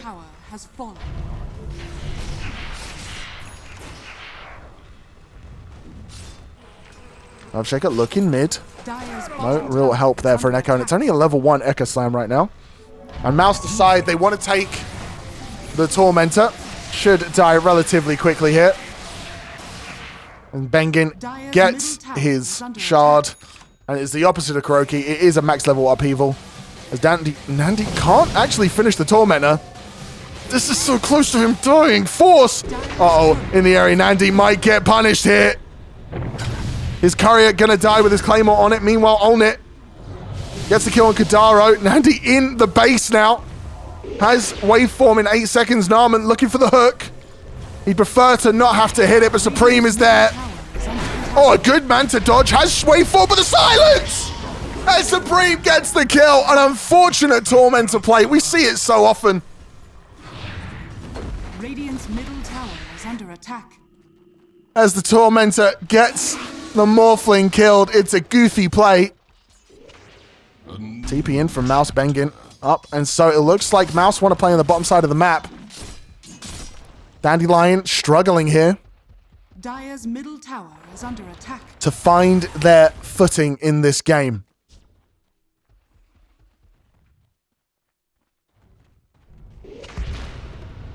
Oh, Desire almost gets slowed up. Could have been a kill there. Surge forward onto Narman, has the hook. Dire's Won't bottom tower hit, is but you under miss attack. all the shots you don't take.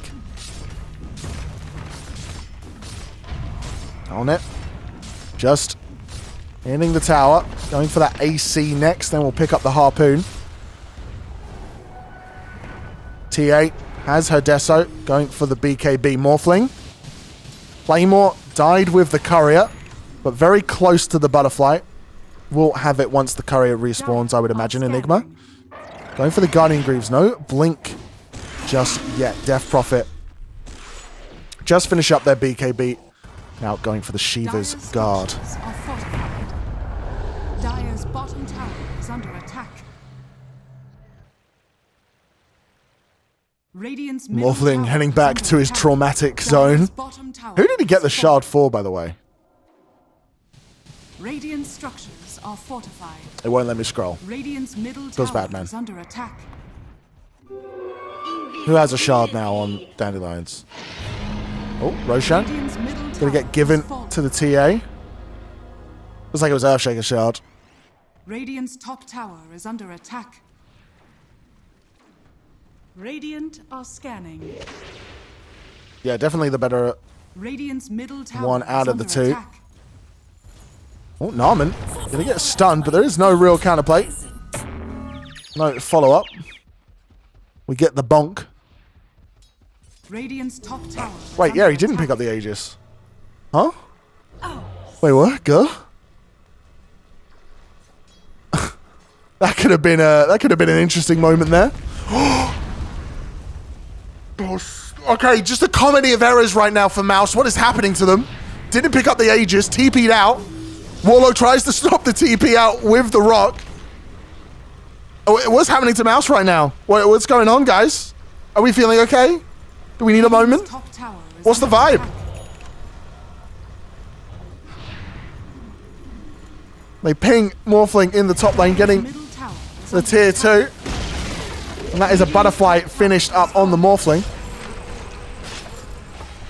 MOUZ will get the tier 2 mid, even after Dire's an middle interesting tower set of is things. And fallen. Morphling's just still going. And this Butterfly means that he can shred this apart. Realizes they will be TPing back. And so leaves, but Underlord with the Fiend's Gate. Not going to be enough as Morphling dives to the right. Are scanning.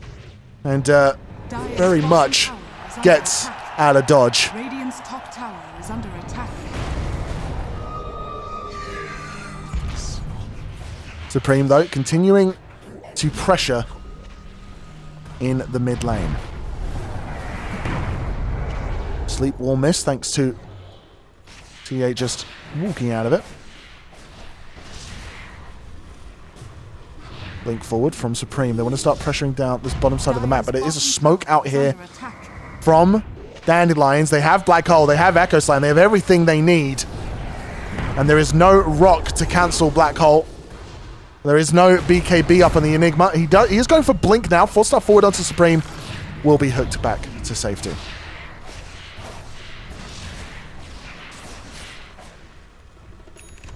On it.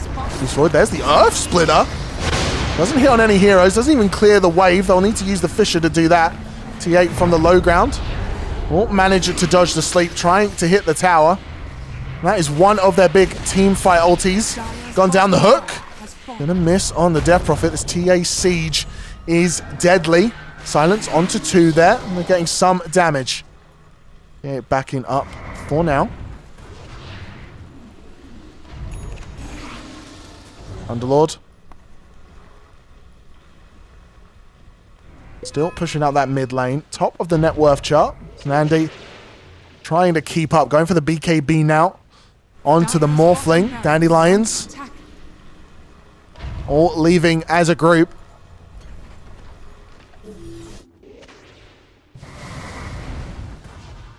They want to try and find something here, but I don't think Dande really wants to fight. It seems he just wants to keep fighting.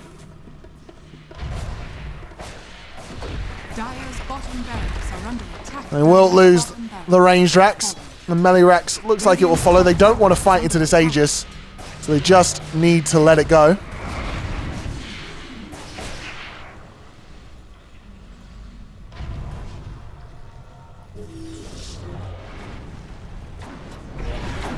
Dande going for that Kanda.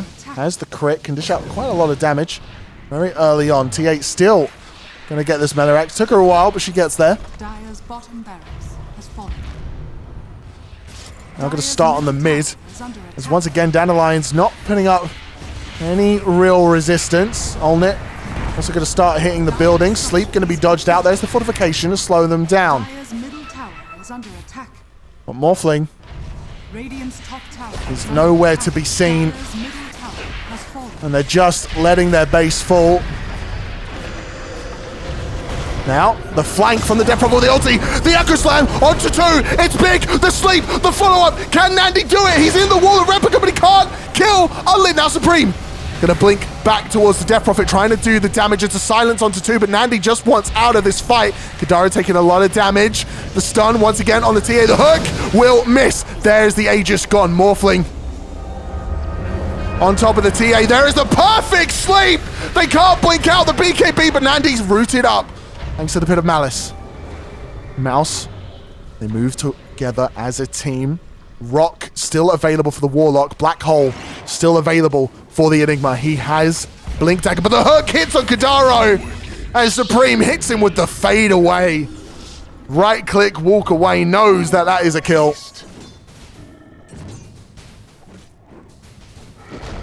But they do hold their high ground for now. The melee rack still stands, but MOUZ don't seem that deterred. Still going to be pushing up. There is a Rod of Atos put on them. There is the silence, the stun. They're throwing everything at this TA to try and get her to stop hitting their buildings. Will blink further away from her team, but looking pretty safe. They know there's no Death Prophet ulti. There is the link. There is the hook to keep Supreme safe, but the W, the adaptive strike from Morphling. That was quite a bit of damage. So they lose half of their base. Half of their base is gone. But now they've stabilized. They've pushed back MOUZ. And they do not want to go to a game 3 here. They want to end it now. You do not want to go to a best of 1 in the lower bracket of the TI qualifiers. Dire are scanning. Scan from the Dire onto the top lane means that Death Prophet knows not to venture into the lane. And the Dire, they split up across the map again, trying to find any farm they can. As we saw Kanda up on the Morphling, now going for the BKB. Enigma has the blink, going for a BKB of his own. Kadaro has drums, going for the boots of bearing. Earthshaker had that early blink, now going for the Force Staff. Moby has a BKB of his own, going for that Shivas still. Meanwhile, on the side of MOUZ Sports, Olnit has a Harpoon, has an AC, going for the Satanic Nandi. Looks like he might want to go. Dire are scanning. Olnit walks up.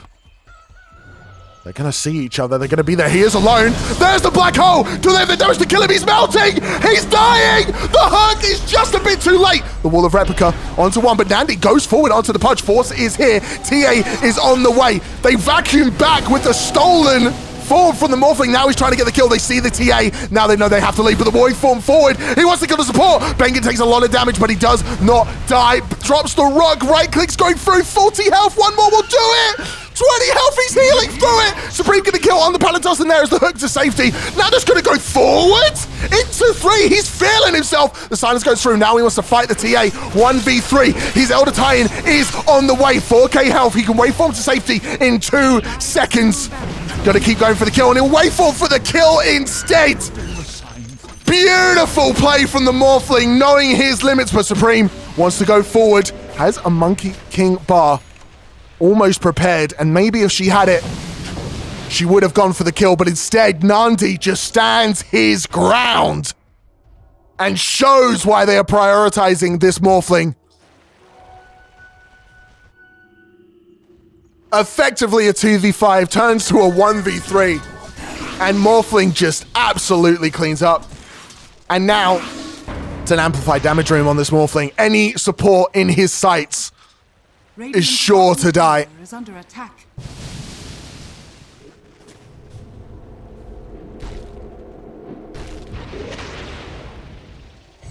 Roche not up for 10 seconds. It will, guys, it will spawn soon, I promise. I can see the timer.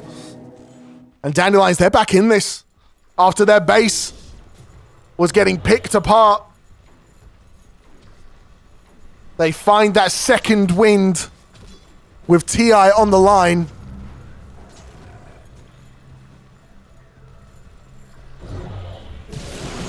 And the Roche will spawn. They will get it. They're even going to use the Death Prophet ult just to confirm. And Aegis up on that Morphling. He doesn't forget to pick it up. TA now has that Monkey King bar. Maybe now they have the tools to get rid of the Morphling. Pudge with the Crimson. Fisher used in the mid lane. They don't know they're here. Kadaro throws out the W. The Earthshaker almost dies. The Pudge going to get the ulti onto the Enigma, but they don't have Black Hole. A good sleep from Kadaro, and he's just going to TP out. No! The hook is there to interrupt it. And so the Pos 5 will die, but the rest of Dandelions get themselves to safety. Morphling heading towards that Satanic. In fact, sending his courier to the other side of the map in order to get the Reaver.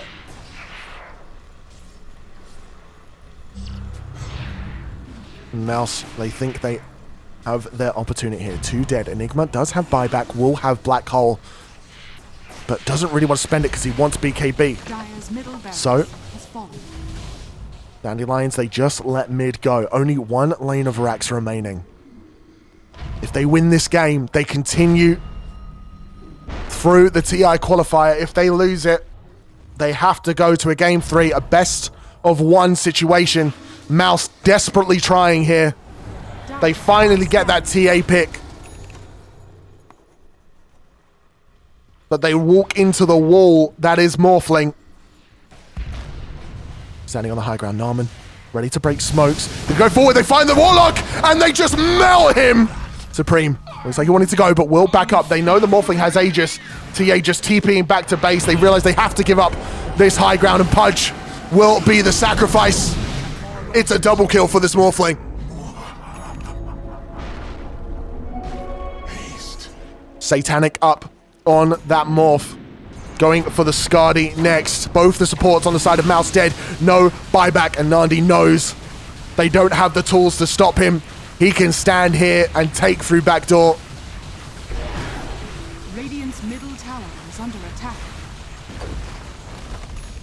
There will be a fortification just to slow them down. Are fortified. 8 seconds on the Warlock. Will have ulti.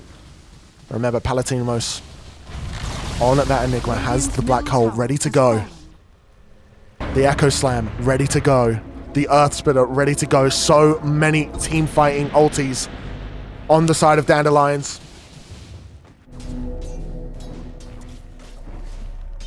The only real upside here for MOUZ Sports is because they've gotten those 2 lanes of racks, Dandelions always need to be aware of that mid and bottom lane being pushed in.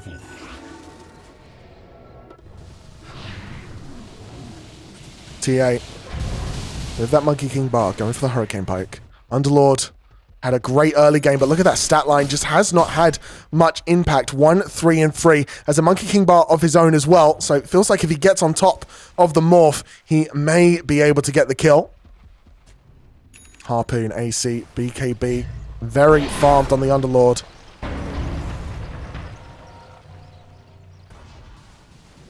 What surge is this?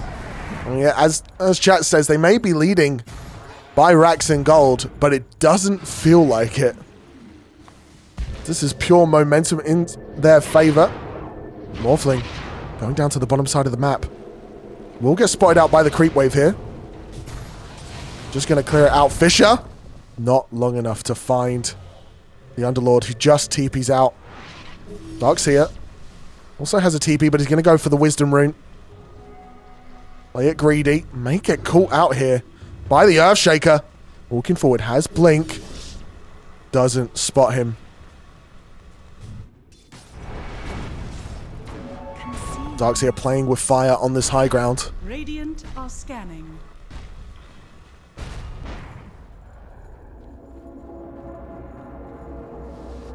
And MOUZ doing a good job of avoiding the Aegis. Oh, Darkseer. Links to the side. Force playing very cheeky. 30 seconds left on this Aegis. And all they really got out of it was a tier 2 tower mid.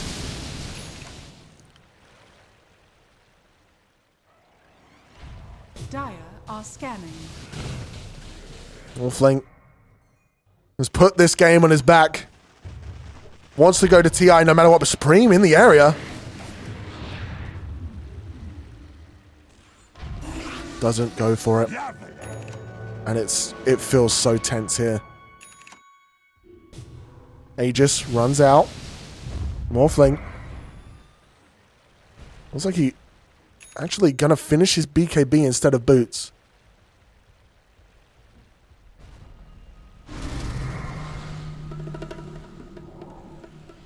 And he is finally 6-slotted. Has a blink as well for that mobility, and it's a 5-man smoke. Shiva's up on the Death Prophet. All of their ultis up. On it. Tanky, as we said, if he gets on top of someone, maybe he can kill them, but it's been a struggle. Well, this game, TA would be the target. There's the Fisher, there's the Atos, there's the Silence! Do they have the follow-up? It doesn't seem like they do. The Earthsplitter doesn't hit. They use the Exorcism. And MOUZ know this is the time to retreat. Can they find anyone? They find the Underlord! And the damage with the Morphling! It's there! Waste one forward! Oh, Nick can't survive, can he? 50 health! No way you get out of this! The Atos will hit the ghosts! Not enough. BKB used by the Morphling. A lot of their cooldowns used by the Morphling. The Earthshaker is dead to Supreme. Punch tries to turn around here. They just can't finish anyone. It's a vacuum. Onto 3. Into the upheaval. The BKB from Enigma does nothing. Morph just being kited. The rock is dropped by Warlock. Morph manages to get a kill onto Supreme though, so there is some hope here. Force on the lookout for the Morphling, gets the normal punch, almost gets pushed onto the high ground, and now Pudge is the target. Nandy's right here, has waveform in 2-1, but he's silenced, rooted. Won't manage to get the kill. There it is, double kill, harpooned back by the Underlord. A buyback for the Pudge, rooted up again, no waveform for 5 seconds. Morphling, can he stand his ground? 1 second, he can't get it off the normal punch. And Warlock gets the kill. No buyback on the Morphling. There will be no repeat of what happened by the top Tormentor. No 1v5. As the Radiant group up once again to push down the mid lane to force a game 3 to keep their TI hopes alive.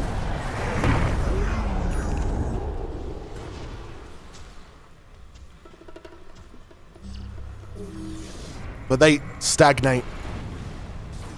They don't want to try and go for the Ancient. They want to try and go for Megas. Black Hole up on the Enigma, but you don't really want to use it until that Morphling is alive. No Exorcism for 15 seconds. TA still dead for 4 seconds. A good blink to dodge the hook. Asleep on the Underlord, which is their main damage. The tower hasn't really taken any poke yet. 30 seconds up on the Morphling. Every second is crucial here for the Dandelions. Hook misses.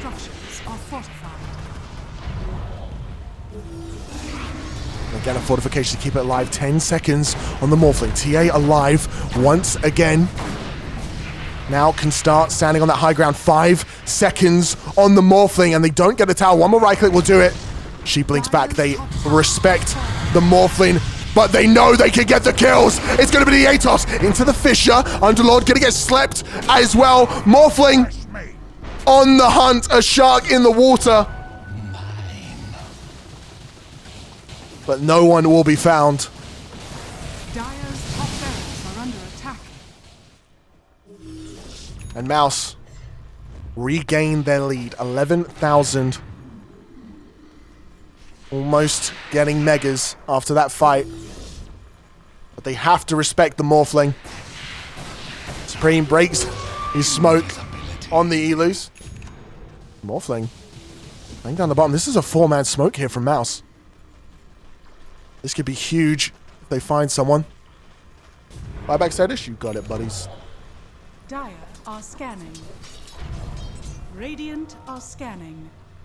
Yeah, he's 6 slotted. He's going to be looking to build that Swift Blink. TA has Hurricane Pike going for the Daedalus next. I will not show win probability. I don't like it as a concept. Anyway, Earthshaker going to blink. And then have to Ogre Club away. Almost dies there. The Fissure hits! Wait! They have the sleep. A good hook from Narman. Even going to keep him to the side. Underlord coming in. The Earth Splitter will miss. Dande going to get a normal punch. But look at the damage onto the Darkseer. A good vac wall combo. But he's getting chased down. Palamas, he hits the black hole onto the Darkseer. But he has buyback. Will he come join his team? Enigma going to melt to the TA on the sidelines. Darkseer does buyback. There is the Echo Slam on the TA. The right clicks. And Morph brings them down. The blink forward onto the Pudge. They find 2 kills in total. 3 kills. TA buying back. Kidaro dies to Roche, doesn't have a buyback to help join his team. Enigma is still here, but won't live for long. Nandi goes forward with the blink. Oh, the rock misses. Jump forward from the Morph. He wants to finish off this TA, but he doesn't have the range. Once again, put into a 1v4 situation. Where is his team? The normal punch, doing a lot of damage. He jumps towards Supreme, but he goes invis. They don't have the vision. Nandi standing his ground, ruined up, gonna Mantis stop, but he's dead again. Dead Prophet tries to run out, but slowed.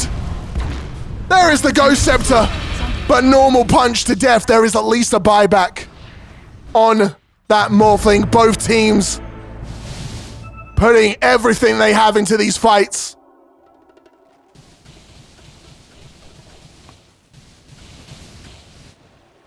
There is who died there. Aegis up on the TA. She did just buy back. So this is a huge pickup for her.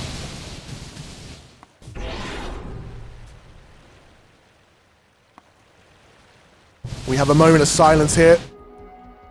On it. Going for a Daedalus of his own. After picking up that Satanic, I believe. Force. We've seen the Ags in play. Those Guardian Greaves keeping people alive. Now going for the Otterine Core. Warlock. Going for a refresher.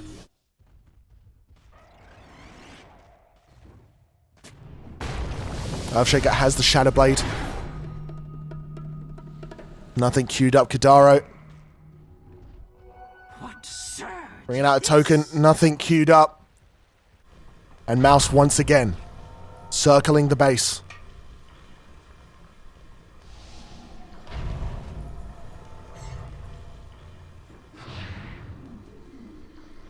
And a refresher shard, you're right. On that Darkseer. A potential for a lot of plays here. Enigma. Looking like a good target for the TA. Black hole up in 13 seconds. No buyback on this Enigma on cooldown. No buyback on the Earthshaker, but it's due to gold. Just needs to be part of 1 kill. We'll have enough. Morph goes forward, then blinks back. Steals the Underlord's spells. A good double sleep here. This could be an opportunity. Death Prophet sees it. There's the Echo. There's the Fissure. There's the jump forward. Underlord's dead, but he brings the Fiendscape back in. Black hole. No, it's onto no one. It's onto the Aegis. No, it's not even that. There's the back wall combo. There's the Warlock. They're all melting. The double ulti. Dande gets a double kill, though. Puts the Warlock in the ground, but he's dying. He's dying. He's dying. The right click. Dande getting right click down. Can he jump out? Waveform to safety right now. But there's the pit. There's the punch out. There's the dismember. There's everything. They throw it all onto the Morphling, dead for 2 minutes. Earthshaker follows him in the afterlife. It's a double kill for the Warlock, and that is definitely GG. Dande calls that. We're going to a game 3. Dandelions and MOUZ giving us some absolutely beautiful Dota to watch. Go get hydrated. Go get a snack. We've got another game 3. Right, TA gonna get banned out. They're like, oh yeah, that's why we banned TA. Does the SF get through this time?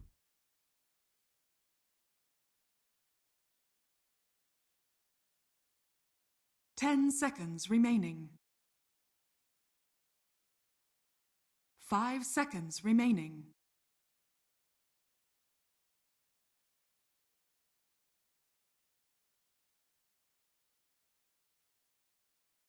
Radiant team ban.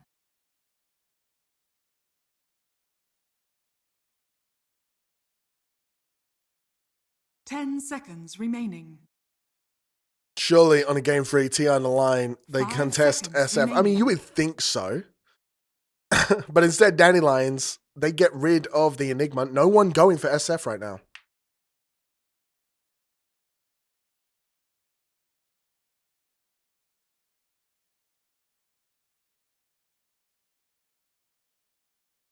Team pulled. Yeah, I mean, they're coming up next after this best of 1.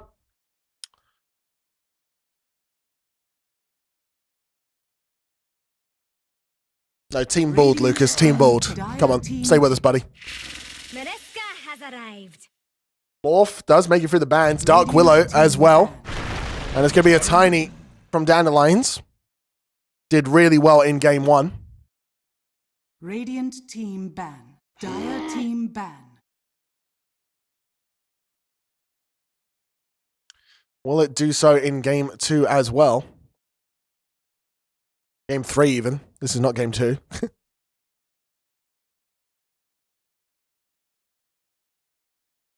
definitely argue it didn't do well in game 2 because in fact it wasn't there, didn't show up, missed the bus.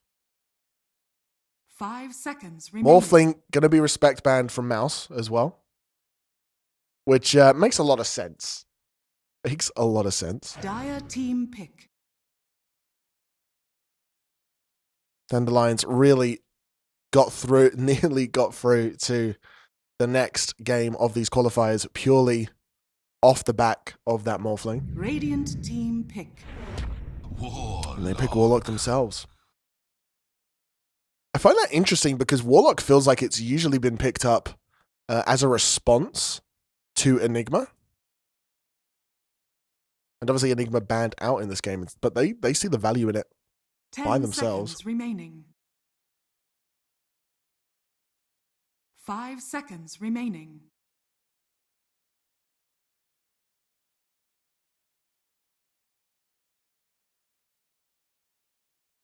Radiant team pick. No, MOUZ respond with the Darkseer. Somehow made it through that second phase without Dandelions first picking it. They instead, this is confusing. The Warlock, the fact that Darkseer was still in the pool makes that Warlock pick even more confusing. We're going to ignore the fact that Shadow Fiend is being ignored.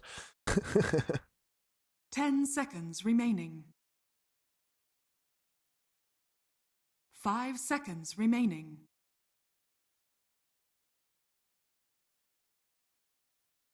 Pudge again. I mean, it did work in that game. It did a lot of work.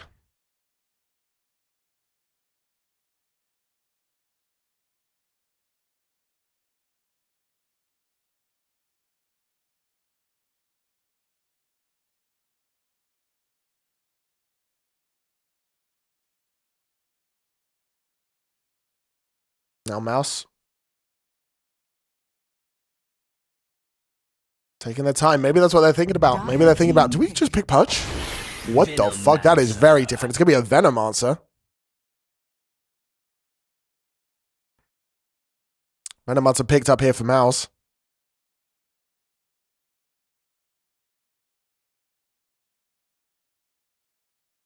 10 seconds remaining. And we'll see 5 seconds if it's going to be remaining. enough. A lane kind of dependent hero. Venno kind of built to fight low mobility like lanes, it feels like, where you can't all in the Venno. And then he usually dumpsters those lane. They will pick SF on last game to make Vent happy. I mean, they would have done it by now, you know what I'm saying?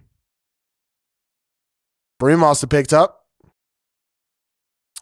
Another strong hero that struggled right now in the current qualifier. 10 seconds remaining. 5 Brewmaster seconds remaining. been contested 3 times. No, sure it's more than that.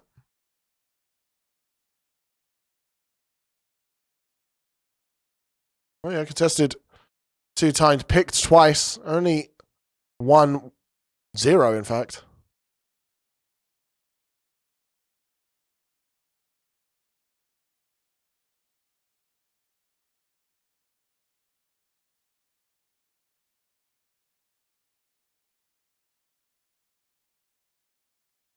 Dandelions giving a thought to their pick here. Lifestealer is banned out. They could go for CK. They could go for Troll Warlord. They could go for, I don't know, Shadow Fiend. They can go for Phoenix as well, still in the pool.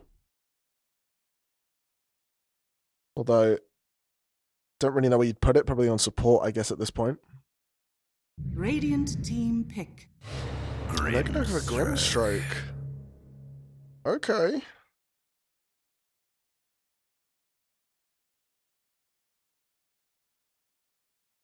I'm not sure I get that.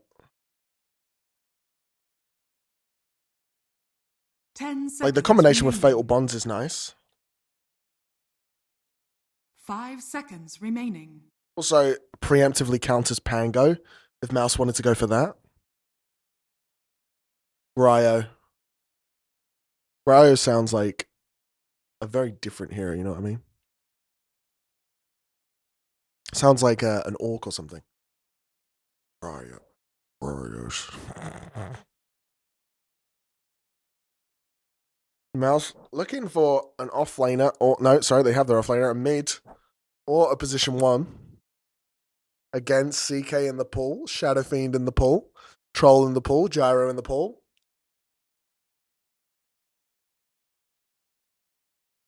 Ursa also in the pool, good against Brewmaster, and they are going to go for Gyro.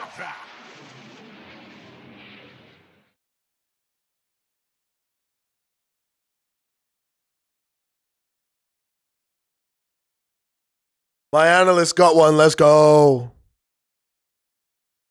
10 seconds remaining. 5 seconds remaining. Dire team back.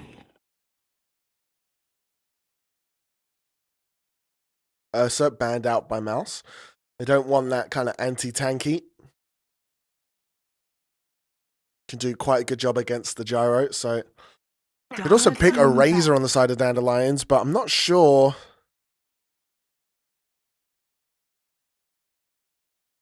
if that's really viable. Dandelions once again going to get rid of the Meepo.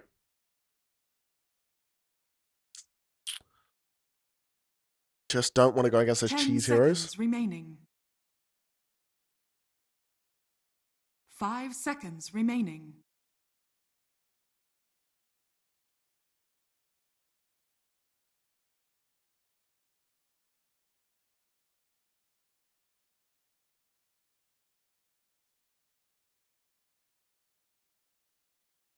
Watching football on the other monitor. Okay.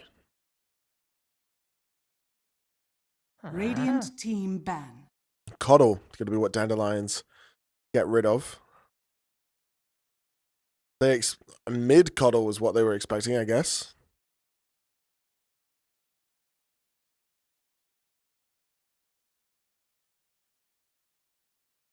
Ten seconds remaining. 5 seconds remaining.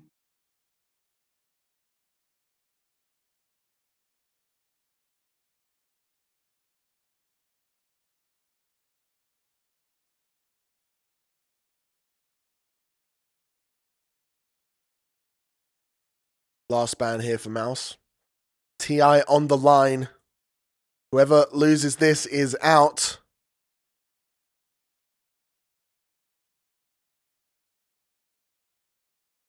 Radiant team And they, pick. with everything on the line, ban Dazzle.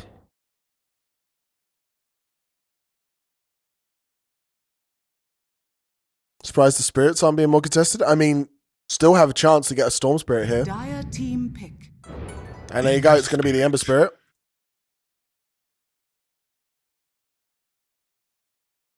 Putting in Earth Spirit. I mean, MOUZ did play Earth Spirit, I think, in that last series, right? No, that was Na'Vi, I think. 10 seconds remaining. Dandelions now, the last pick. The thing 5 they seconds put remaining. their TI hopes on the back of. Deciding whether to put the Tiny in the position 1 role, whether to put him mid. What do they have here? 20 seconds to make potentially the biggest decision of your tournament. You may now select And your it's heroes. gonna be a pudge. It's gonna be a position 1 pudge.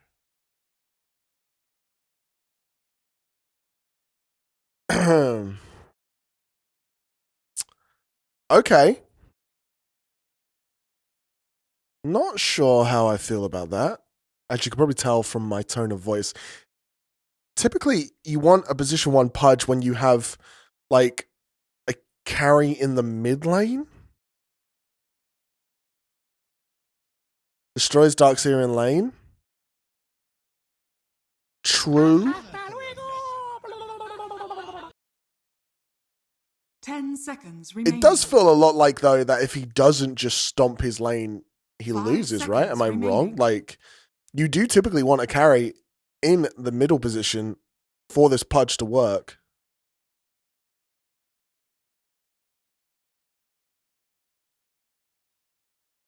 And I guess they do have a Tiny. Maybe Tiny goes more right-click focused.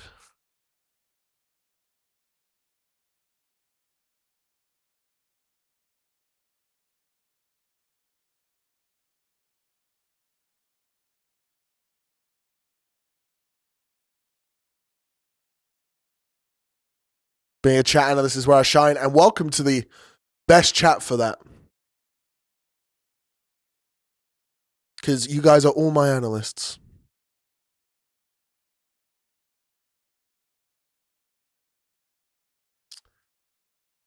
Allnet once again on the gyrocopter. Supreme on the Ember Spirit. I don't know. I do kind of prefer MOUZ's draft. I understand the logic, now that my analysts have told me, of the Dandelion draft, but I don't know if I have the faith in it. I would love it if Dandelions won. I would love the storyline to be that the open qualifier beats the invitee, but I do think it's going to be a bit of an uphill battle. And for the last time here for one of these teams, let me tell you who's playing what where. Over on the side of MOUZ, we have Naaman Prepare for on battle. that support Dark Willow. We have Force on the off lane Darkseer. Supreme on the mid Ember Spirit. Allnet on the safe lane Gyro. And last but not least, we have Benkin on that support Veno. Kidaro on over on the side of Dandelions on that support Warlock. Nandi on the position 1 Pudge. Palatimos on that off-lane Brute. Desire on that support Grimstroke. And Molby on the mid. The mid Tiny. Oh, yeah, prediction, you're right. Let me get that going now.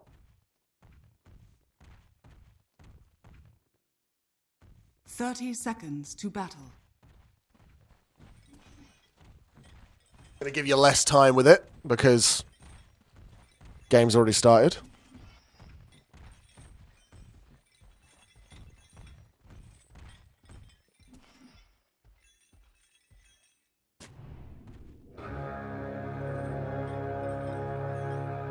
No shenanigans over the bounty ring once again. Both teams. Looked like Dandelions did want to try and find something. As Dande starts with Hook, pick up a bounty rune. So it will be 3 bounty runes there for Dandelions.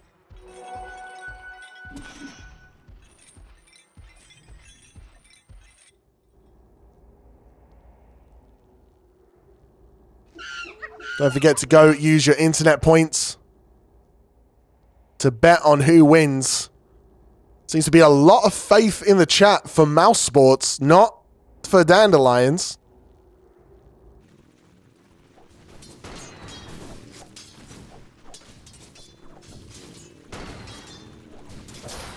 Oh, slow onto the Grimstroke.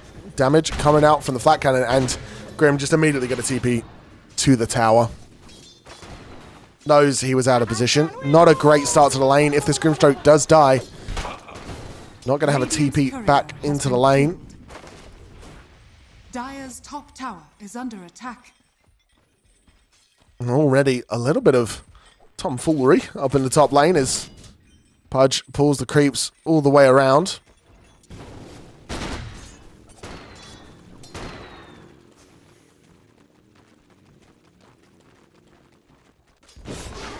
Toss onto the Ember Spirit. Just trying to get him under the tower, trying to get the tower hitting.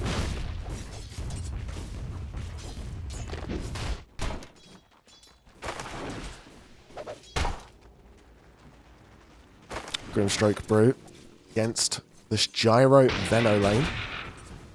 Flat cannon poking already started. Moby on the Tiny against this Ember Spirit. Ember doing quite well already with the last hit advantage. As Kadaro on this Warlock with the Pudge going against the Dark Willow and the Darkseer. Darkseer once again avoiding the lane, pulling the creeps behind his tower as Dark Willow does everything they can to keep the pull camp blocked. And force last hitting under tower.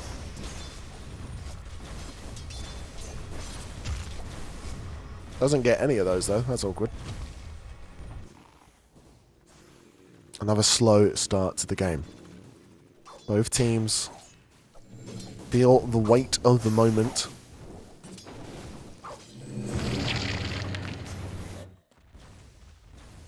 They want to play tomorrow, they have to win this game.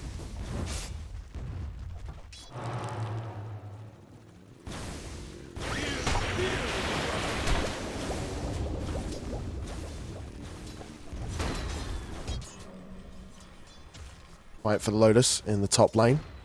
Anatimos. We're going to pick up the one in the bottom lane.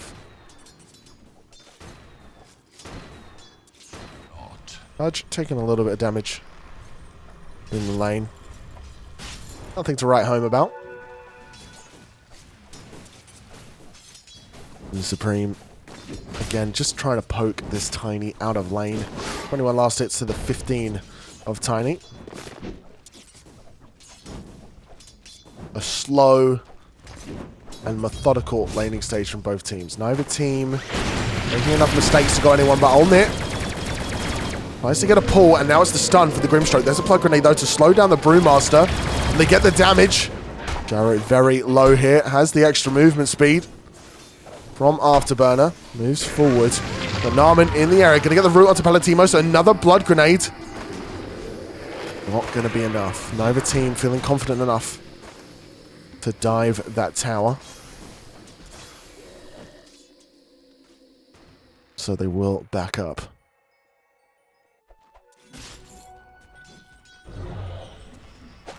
Oh, Hook. Gonna miss on force. The salve will not be broken. Iron Shell on the creep. Gonna be annoying. All the support to deal with. Radiant Does get are fortified. a deny out.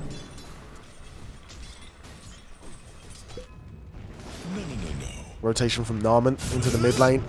Doesn't get anything on the Tiny, except pushes him back a little bit. Still going to manage to get these. Ooh, misses the flag creep.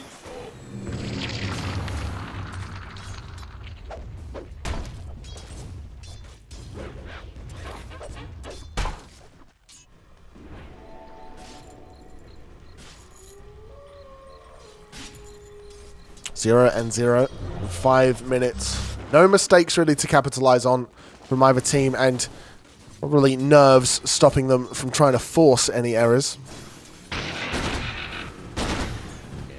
That cannon leveled up by the gyrocopter.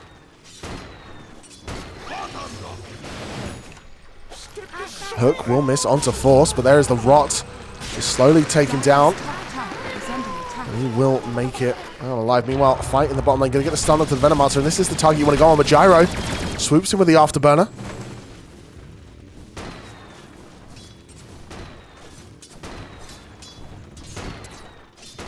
No deaths once again.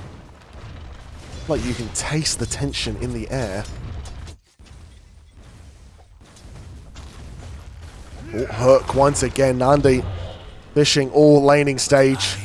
But now, Tiny in a little bit of trouble. Amplified damage rune picked up by Supreme, but just tossed back. Doesn't want to use a remnant to get forward. Again, doesn't want to go too deep. Rengen keeping Brew away from the lane. Gyro wants to get the rocket barrage. He's in range. The barrel going to get thrown. There is the Gale. Has one to keep himself alive for a little bit longer. Underneath the tower. And there is first blood at 6 minutes 30 seconds. Gyro with the level 2 rocket barrage will kill the Brewmaster. Dire are scanning. Radiant's top tower is under attack. Dire's bottom tower is under Now attack. scan as MOUZ. Get aggressive on the enemy Wisdom Rune. It's going to be a TP in from Moby. Has Avalanche. They have the Inkswell as well. That might have been a kill. And instead tosses them away. Supreme wants to go for it. Grimstroke level 4. Going to get rooted. Meanwhile, Brewmaster going on the Venomancer. Dande in the top lane. Contested the top Wisdom Rune. And will get the kill on the Darkseer, but may be punished for it. Surge not available, but he doesn't need it. Force runs him down. So, 1 Wisdom Rune for each team. And then 1 kill each as well. Oh no. Unlet finds Grimstroke, and there's nothing to really be done here. They're at least going to get the Inkswell onto the Tiny. Toss him back towards the Brewmaster. And it is a dead Gyro. So 1 for 1 once again. Good heads-up play there from the Grimstroke to Inkswell. Here's Tiny before he dies.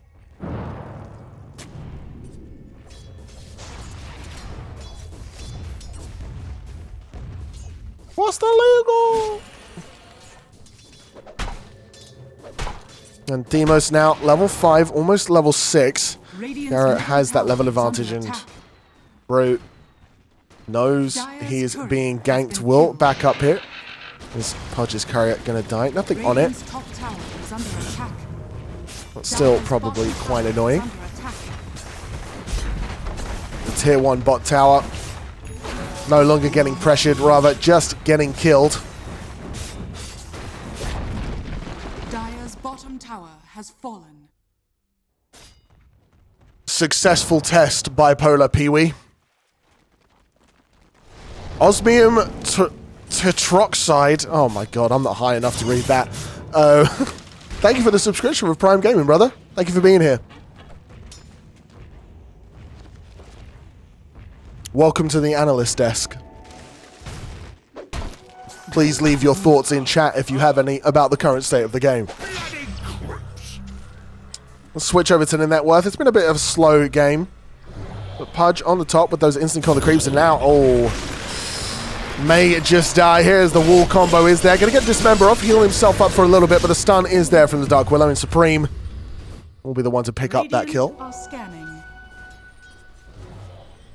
I feel like one of these teams will make it through to the next round. Dazza coming in again with the clutch. I didn't even think of that.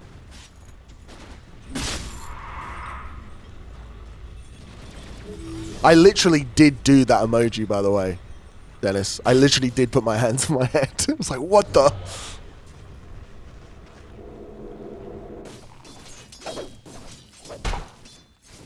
Brew, now level 6, has the Talisman of Evasion. Going for that Radiance. Supreme following the Shield Rune. Going for the Mage Slayer on this Ember Spirit. Pretty far off of it, though. Well, Pudge. Looks like he's going to go straight for his Ags. Gyro.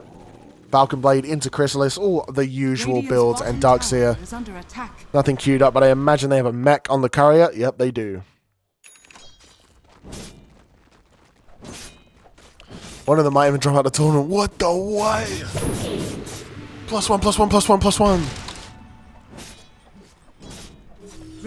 Tiny getting contested as he farms the camps. Oh, a hook stops the TP. Pudge now. There is a remnant to jump to. Can they kill him before that? Yes, they can. Tiny going to want to pick up that kill. You punish him for farming, but they get the kill down in the bottom lane. They kill Narman with that Brew ulti. So Dandelions evening up the kills here. Dire's top tower is under attack. Shaking off those nerves. Dire's structures are fortified. On it. Not going to be found out here. Has been denied. But Nandi gonna deny the top tower. Radiant's middle tower. Make sure there is no real reason for someone to contest the top lane so he can freely farm. And Kadaro with the coolest golem skin, do not at me. Making work of this tier 1 tower. I imagine Brew will finish it off eventually. Now the Dire sweeping across into the mid lane. Supreme waiting for that bottle rune. Tiny does have a blink. Can blink onto it, get the surprise on the Ember Spirit. It is there, but he doesn't pull the trigger. Instead, Arcane Rune given to the Ember Spirit. It looks like he wants to fight 3 heroes here for the Radiant, 4 even. And there's the surge onto the Ember Spirit to look onto the backline. Tiny ready to go with the blink. They find him though on Bengen. There's the ulti from the Veno, and the gank stops before it even starts. He almost kills Bengen there with the combo. But Tiny eventually will die. No deny to come through from the Grimstroke. Gets the Inkswell as well. The stun on the Ember Spirit. But this will not stop the advance. The wall going to be used. There's the Sleight of Fist. Force will be the one to pick up that kill. Good vision play here from Dandelions. Spot the Tiny as he walks into the mid lane. It means that he just has no chance to get anything done. This Brewmaster, it feels like having a better time than the Brews we've seen in the past. About halfway towards his Radiance now. Typical Brew Radiance timing we've been seeing in the current qualifier is about 20 minutes. I imagine he'll get it before then, jump forward. But the Ember Spirit too quick on the draw to get to his Remnant. Narman will have to be the sacrifice. As Tiny will take that one. Good hook there from Nandi. And now has his Ags on this Pudge.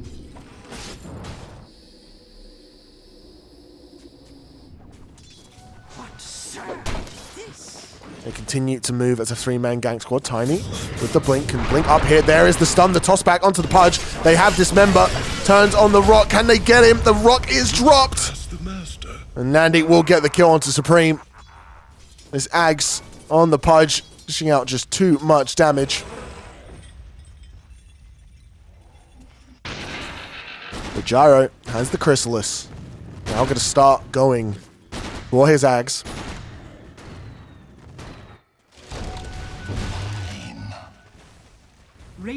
Tiny going for the Echo Saber.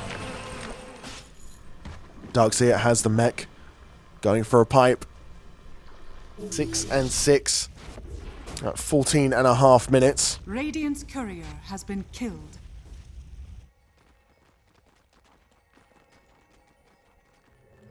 Supreme has his Mage Slayer. Probably going to go Maelstrom next. As we get the smoke in the mid lane. These 3 heroes looking to gank. But Veno instead actually going to just sap XP mid. Doesn't really provide much in the terms of a sudden kill. Needs that slow, prolonged fight with the DPS and that damage over time. Dire are scanning. Now Warlock in the area. Not going to get scouted out though.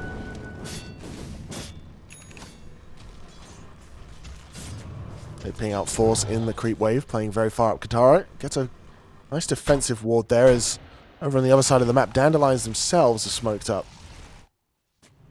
Pudge even just standing here, pondering life. Which I mean I get, you know.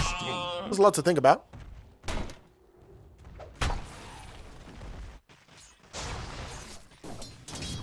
Ember Spirit. A good target to go on. Pudge. There's Eternal Shroud queued up. Looks like he wants to save for the Blink Dagger though. Misses the hook Is under attack. on the rune. Question mark? Oh, TP from the Ember Spirit. This could be a huge kill for the Tiny. The Grimstroke's there. They have the Inkswell. There it is. The combo. The Avalanche. The Inkswell to finish it up. There is the Silence, but he accidentally gets on the creep. He doesn't, and he's in this. Oh no. Grimstroke, the misclick on the creep. Costs them the kill on the Ember Spirit.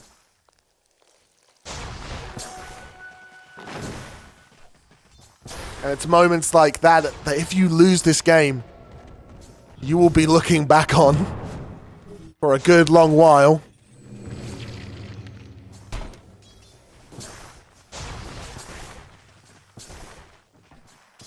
A lot of couriers moving out through the top side of the map.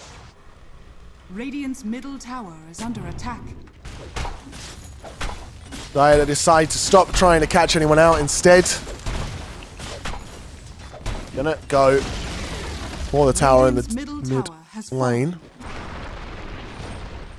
That is true, actually. The missed hook on the rune did cost them the kill. That's a very good point.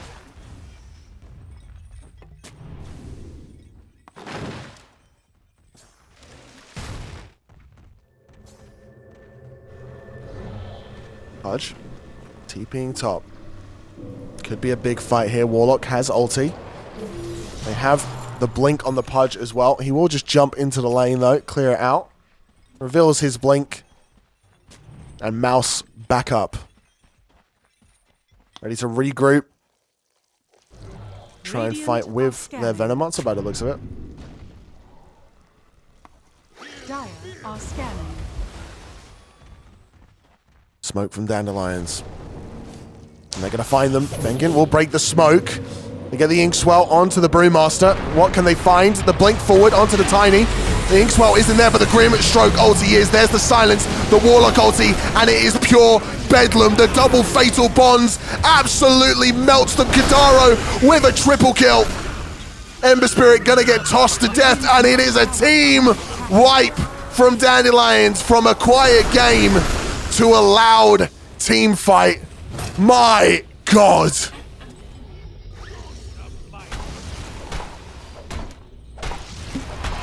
The damage on display there. A 5-man double fatal bonds.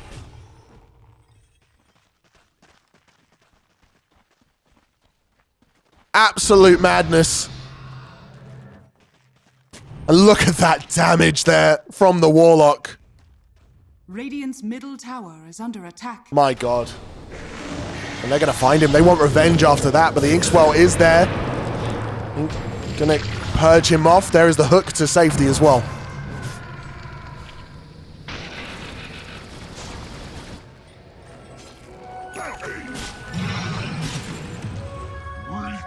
And now Dandelions 7k up after that fight. Pudge heading for that Eternal Shroud. Almost has it. Ooh, hook. Will hit on the gyro. Slowing him down even more. Over halfway to his Ags.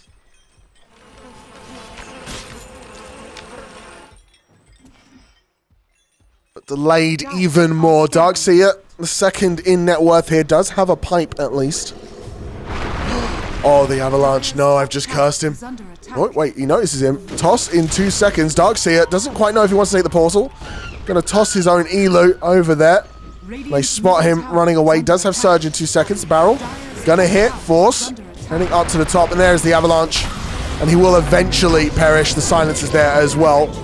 Tiny will get the kill. Meanwhile, in the mid lane, Pudge hunting with the Warlock. Now they find a Venno. The Gale is there. But it does nothing but delay the inevitable. I'm not even sure if it really delayed it. More like tickles Pudge.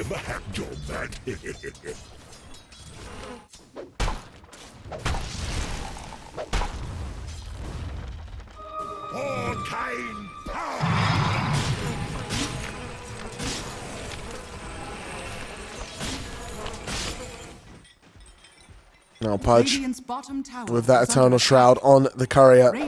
Very hard to kill. Dandelions running away with this game right now. 9k gold advantage at 21 minutes. Middle tower is under attack.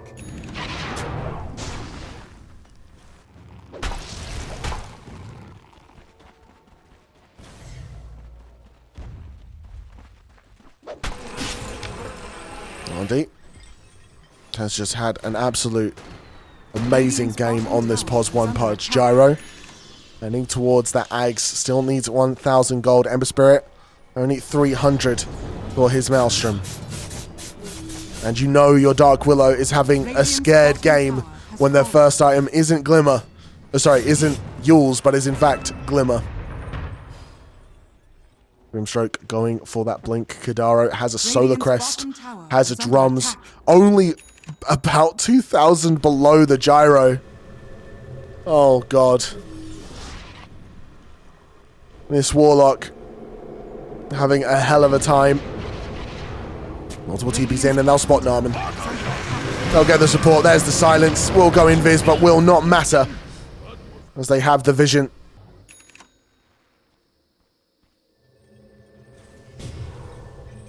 Dande goes looking for Darkseer, just finds the Courier instead. Radiant's courier has been Gyro's Courier hiding as well. I think Force could be in the trees, but not the case. Already down in the bottom lane.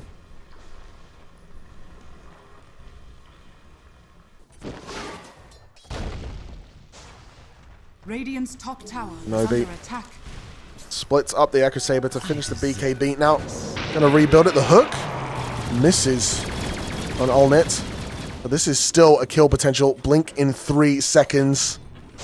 Dande doesn't want to give the chase. Radiant's middle tower is under attack.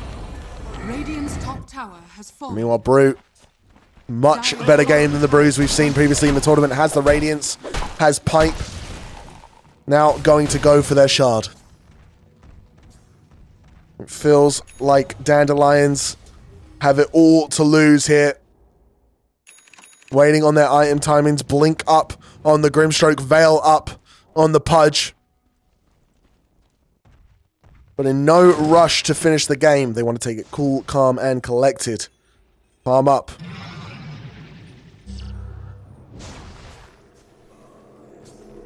Group up down in the bottom lane. Blink onto the lane. The farm the creep. Supreme is in the area. Has a Remnant to jump to. He's in trouble. Going to clear the wave and then get out. Well, Tiny on the hunt. Guess it's the correct direction, but a little bit slow. Dire's courier has been killed. Well, Olnit still very poor. Does finish up the Aghanim Scepter. And the Dire, they got it. They go for the Roche. And I do feel like that Dandelion's draft is on a bit of a timer. And that this is kind of it. This is kind of the be-all end-all with that Aegis. They need to do some pretty good damage to MOUZ.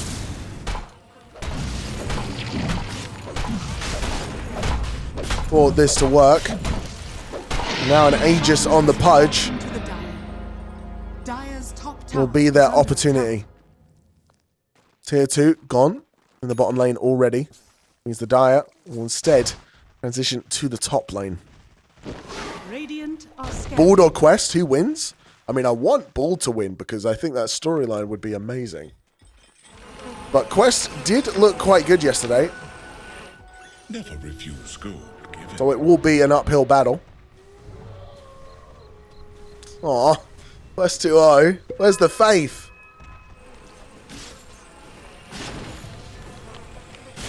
Where's the copium? Where's the hopium?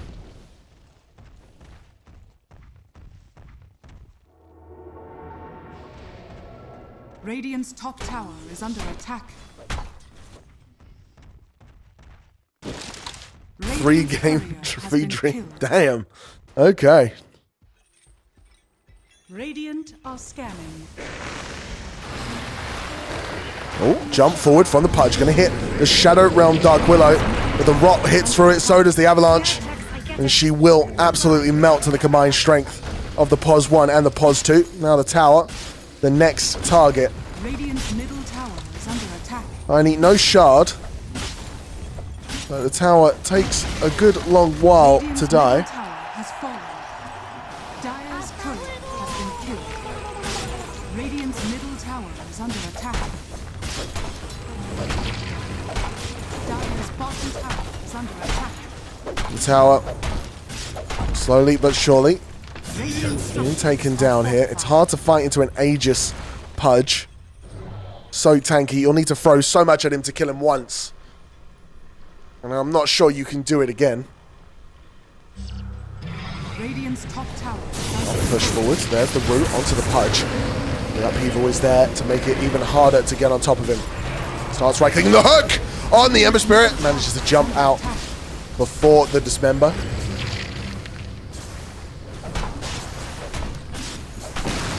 There is that tier 3 tower gone. The racks exposed on it. Puts out the ulti, but Dande still looking pretty healthy here. Another stun on top of the Brewmaster, backing up. They have Pipe, and he's just healing up thanks to the Warlock. And a good hook once again, but this time on the Veno. If they can kill it before he gets the ulti off, that would be a huge in a team fight. Tiny jumps in, gets the toss back onto the Gyrocopter. Stunned once again, the double fatal bonds. They drop the rock again, and it looks like this may be the end of MOUZ. Gyro dead. As they start on the melee racks.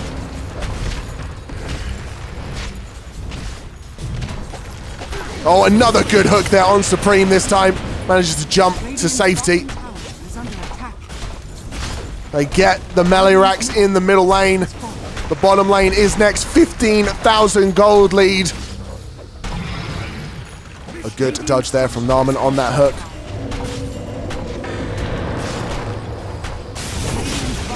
Supreme doing everything he can to slow this down, but the Aegis is still up on the Pudge. And everyone else is relatively healthy. There is another hook on the Veno. Gets the ulti off, but it just does nothing. The pipe used by Brewmaster. Now he feels confident enough to move up, and a good hook on Supreme once again. No Dismember. No Remnant to jump out. Root from the Grimstroke. Has to back up. Gets the ulti off onto the Gyro and onto the Ember Spirit.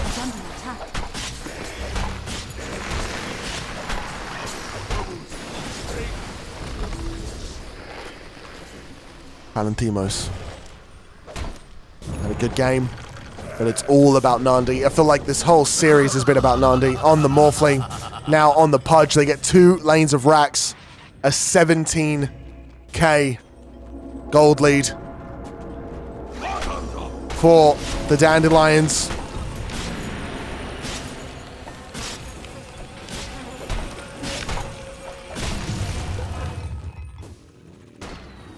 MOUZ are scanning. Not going to give up with their TI dreams on the line.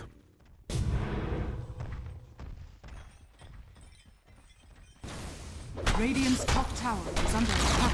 Tier 2 tower goes down the last lane of racks in the eyes of Dandelions. Aegis will fall, but that is a fresh BKB for that Pudge.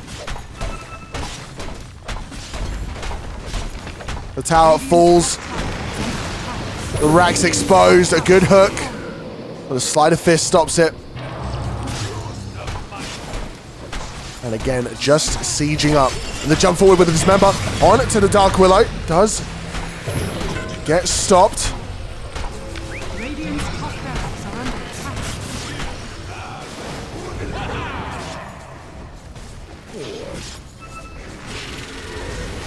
The melee Rax goes, and here's the fight. A good vacuum into the wall. Warlock quite low, but already used the meat hammer.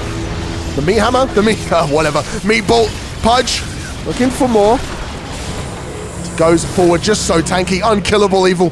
Grimstroke gonna hit the ulti on both the supports. There's the toss from the Tiny. Gets the kill onto Narman. 2 buybacks.